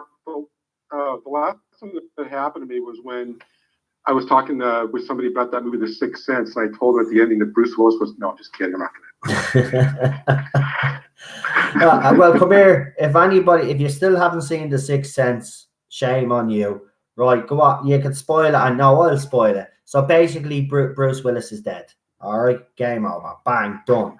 There you go. If you haven't seen it now, it was brought out in the early 2000s. If you haven't seen it now, then I'm sorry, right? If a movie's out that long and you haven't seen it, it gets spoiled. Yeah, so let's see, really quick. I just have a few thoughts about what I am calling placeholder who, and then just a couple of movie thoughts to follow up. No I problem. won't be able to go on placeholder who with the quality of rants that Steven does, but I do have some thoughts. And that is that as far as for my thoughts on Coffeegate, I actually think that the BBC is going to be end up sending out coffee to every viewer before Series 12, so that to help keep them all awake. I agree. Oh, that's brilliant. There is. Yeah, that's it. BBC, if you're listening, coffee, right, for us all, right, so we can stay awake and watch the dumpster fire that is Series 12. Great idea. Yeah, I don't, I wouldn't be surprised if they just kind of, dump it. I think they should dump it on, BBC Three, like late on a Sunday night or something, and burn it off, or even, have it just be strictly mail order. Like you can order a DVD for like $4.99 with 6 cereal box tops or something, and you get season 12. Yeah. It is really sad the way the show's declined, though, isn't it? It's not. I mean, I don't think even people like myself that were worried about Series 11 when she was cast, I don't actually even think we envisioned it being this bad. Well, one thing that I haven't really heard a lot about, and they made a really big deal about it before the series came out, and from the finished product, I don't see it. They made such a big deal about that writer's room, that it was a new way of working on Doctor Who, that it wasn't just going to be one writer per story, that it was going to be, all the writers getting together and contributing to all the stories to make the whole season more organic, and it would help the quality of the writing. I don't see, if that was true, even if they ended up doing that, I don't see that helped at all. Yeah, I mean, either Chibnall doesn't know how it's supposed to work, or he didn't brief his writers. Well, I mean, look, he made an interesting comment actually, which should have actually alerted everybody. He actually said in an article that the show was originally written with a male in mind, and that he hadn't even told his writers that they were writing for a woman. It was only after Jodie Whittaker was cast that they actually changed details of certain episodes, because obviously they had written it for a male doctor. So, I mean, why would you even, I mean, okay, you want to keep the first female doctor a secret. That's fine. But you keep it a secret from your writers. That to me was a sign that he wasn't the right man for this job, because you have to be letting your writers know very early on so they can actually do it justice. And I mean, whatever brief he gave them, I don't know what brief he gave them, because I mean, do you even know? Because I've asked several people this question and they can't answer, and neither can I. Do you actually know what he tried to do with this series? Because I don't know what he tried to do. I really don't. I don't know what was his plan. I don't know. Because if his plan was to get rid of half of the fandom and kill the show, well done. Well, you know what? If you stop and think about it then for a second, from what you just said, if Chibnall basically has all of his writers starting to work on their scripts, and with the Doctor still a man, it doesn't even really matter then what actress was eventually cast in the role. Basically, what that tells me is that right there is an admission that the changing the Doctor to a woman was a gimmick. Because if the scripts bore no difference whether the Doctor was a man or a woman, that means that he was never either interested or capable or whatever in examining how being the first female doctor after, how that affected her, outlook, her judgment, her decision making, the kind of relationship she developed with not only her companions but with everybody she meets along the way. All of that was irrelevant because it wasn't. The writers had, no directive to even consider any of that because, as far as they knew, the doctor was a man. So that right there was Chibnall, to me, basically admitting that doctor as female was just a marketing gimmick.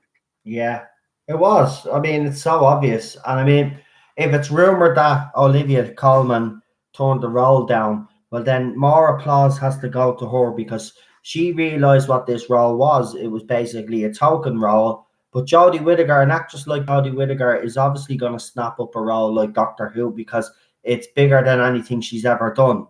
And it's even bigger. And anybody disagrees with me with that, well, then you're obviously clueless because Broadchurch is definitely not bigger than Doctor Who.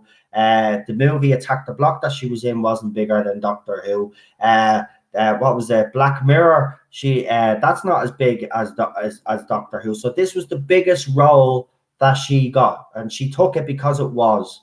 If Olivia Colman turned it down for the reasons why I think she turned it down for, well, then she gets applause because she didn't want to be that token female doctor. But Jodie Whittaker doesn't mind because she is a feminist, a radical feminist, and in her eyes, it would help further her agenda. And the thing I actually think that annoyed me most about her performance was that, to me, she wasn't playing a character. She was basically playing characteristics. She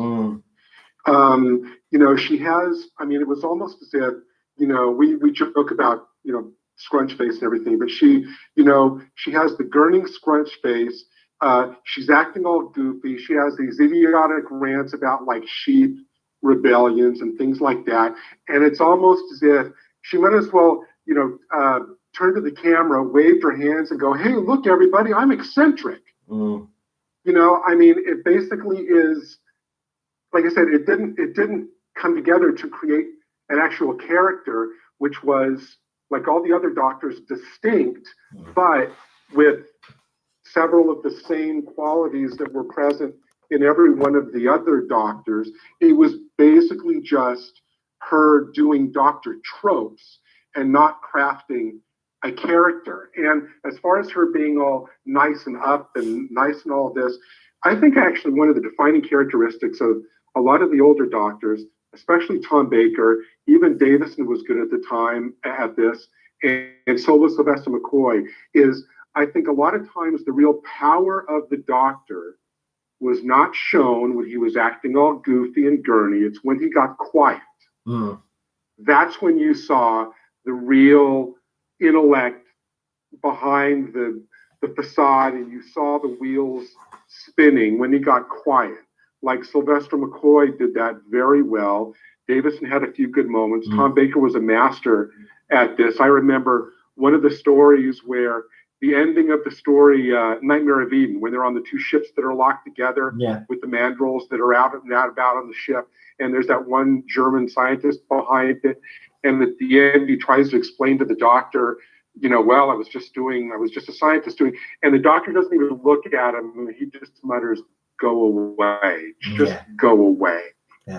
And that's actually one of the strongest moments in that entire story, because when the doctor gets quiet, he means business. And so her acting all flighty and goony and almost like a children's TV host, instead of the doctor, is not at all reminiscent of anything I think any of us want Doctor Who to be. Yeah, and don't get me wrong, we like. I also find our doctor seems to be very.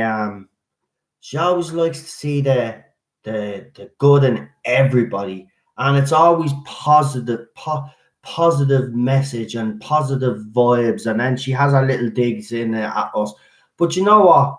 I like a grumpy doctor as well. I like a doctor that tells his companions to piss off when they're annoying him. Oh, I do agree with you.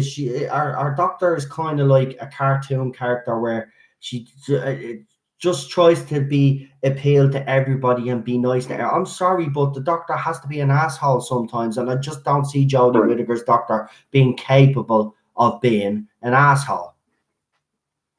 If you've been around the galaxy,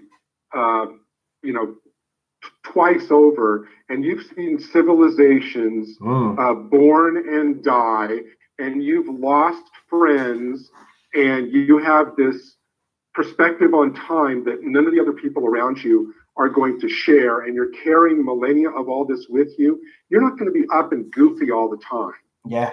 And we should be able to see that behind the eyes sometimes. And so that's what the biggest problem I think with Jodie, I can't reconcile her Doctor with any of the other Doctors.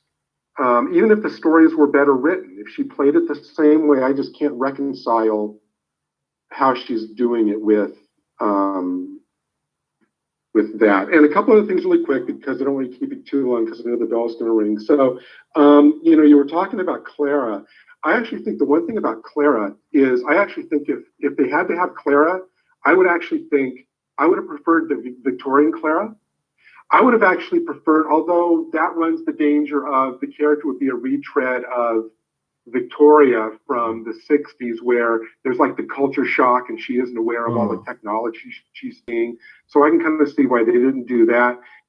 Even the Oswin character, the souffle girl from Asylum, you could have done a good arc from that to where if he kept her on, almost kind of like 7 of 9 on Voyager, where her arc would be the Doctor helping her regain her humanity.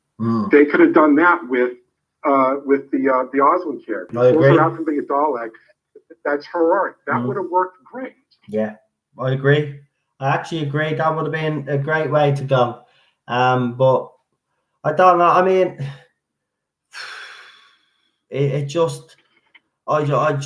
Clara for me is going to be one of those and she's going to be talked about for a very, very long time. Do you know what? Two of the most controversial women in the Doctor Who fandom, with the Doctor Who fandom, is obviously Clara Oswald and obviously the new Doctor. I've never seen two women characters create so much controversy in this fandom, and we have seen controversy in this fandom, but Clara for me is pure. I think it's Paul uses this line, pure filth. That whole story thread, pure filth. I don't like the fact that he used Clara and injected Clara into the Doctor's whole timeline. That to me is the biggest. Oh yeah, that was insult. Moffat trying to carve out his legacy, contribution to canon. That was clearly that she was Moffat's tool for basically saying, "Oh, here's what I contributed to the entire history of Doctor Who." Yeah, I think there were two quick things about Clara, and then I'll sign off. The one reason I think that Moffat's miscalculation about the third and ongoing incarnation of Clara, starting with that one Matt Smith story that I'm blanking on. When the modern Clara came on, even for her whole arc with Matt Smith is that he says, you're the mystery girl. What's your story? Are you a tool of the great intelligence or whatever? And it was like, and his whole thing was trying to figure her out. Yeah. The reason I think that was a miscalculation, I think as a viewer, if the Doctor's regarding her with suspicion, we as viewers are going to regard her with suspicion because we don't know what her deal is. Is she an agent and who's going to turn against him, whatever? So we're going to keep her at arm's length until we know what her real story is. We're not going to take her in and immediately love her as much as Moffat wants us to love her, because she could be, an agent of the great intelligence, whatever. And it's only when we find out, no, she's okay, she's on the Doctor's side, this and that we go, okay, I'm okay with that. But when Moffat creates a story which is basically designed to have the audience keep her at arm's length for her entire season because we don't really know what her deal is, that's just a writing miscalculation. And I think to me also, as far as Capaldi goes, her final season with Capaldi, where it was the whole hybrid arc, which I think was one of the weakest arcs of New Who, to where I get what I think he was kind of going for, where it's like as the Doctor becomes more human or more humane and learns to become, better with people, and he's growing into his, warmer, more humane nature, she's becoming more arrogant and with a sense of invincibility, which basically proves to be her downfall. And I guess that's kind of an interesting arc, but it's way too subtle to basically be shown clearly that that's kind of what's going on. And so while I think the concept is interesting, I just don't think that was capable of being played well on camera. That contrast, while he's kind of going up, she's kind of going down. It's interesting to talk about and speculate, but it wasn't able to be carried off visually in the stories. At least that's what I think. No, you make some great someone, Paul, just actually said there the great intelligence was ruined. Instead of the return of the Yeti, we got smart snow. Really? Oh yeah. Moffat was a hack, hit or miss.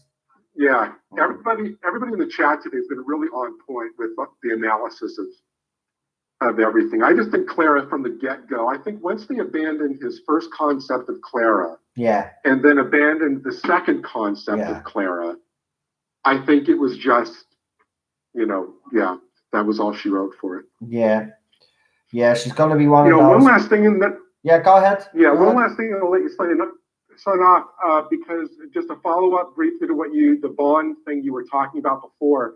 You were talking about, I don't want to go into it, you could do a whole stream on Bond, but I just saw a story today that the writer who came in to do all the massaging for this upcoming script is Phoebe Waller-Bridge, the one who is the one who created the female 007 and is getting all that flack. The story that I read, and I'm not trying to twist you up or anything, this is an actual story. Apparently, she's being courted to be the sole writer on Bond 26, the one after this one, with whoever turns out to be the next Bond, male or female. She's being courted to be the sole writer of that. So that seems to me to be another kind of nail in the coffin, unfortunately, for Bond. Well, if that is true, I agree with you. If that is actually the case, then it's game over. It's game over because her writing is it's got feministic tones all the way through. If anybody has watched any of her stuff, you will see that it is. And if she is taken over after Daniel Craig as the writer for the next movie, she's taken on a full writer, then no. I'm sorry, Bond's done. It's finished. Yeah. Sad. But I didn't mean to end the talk on a down note. No, you're grand. I just wanted to toss that in. Yeah. No, you're grand. I mean, look, that is just absolutely ridiculous if that happens. I agree. No, I'm glad you brought it up because, we'll follow this up on Sunday. So we'll actually talk about that on Sunday because that'll be an interesting thing to talk about. But I can't believe what they've done to James Bond. Yeah. It's ridiculous. So that's really. Is there anything else you'd like to add? We're just coming up to near the end of the time now. No. I'll let you go. It's been fantastic as always to talk with you, and I'll check in again with you soon. No problem. I'm on again on Sunday, so if you want to pop in, let us know, and I'll put you down on the list. All right, you have a good week. Okay, well, you have a great weekend, mate. Soon. Yeah, you too, mate. You too. You too. All right. Okay. Bye-bye. Good night. And that was Gary, everybody. And that was the last call of the evening. And that is it, my friends. We have had another great stream tonight. Before you all bail out on the masses there, before you bail, do me a favor, give the video a like, give the channel a sub if you haven't, hit that notification bell, share the videos, everything that you can do to help the channel is much appreciated. I'd like to thank all my moderators tonight. I don't think you have had any problems tonight, but thank you anyway for being doing such a great job when you are called upon. And I'd like to thank all the callers tonight. Nerdaholics, Stephen, Gary, who else have we got? Neil. I don't want to miss the names. Daniel and Blue Bonnet Hoovian. All great calls tonight. Thank you very much for joining me. I hope you can all join me for Sunday. And again, we just keep this going and see how it goes. It seems to be doing well. I'm delighted that everybody seems to be getting on with each other, and people have formed their own little friendships on this channel. I'm really proud of that, to be quite honest with you.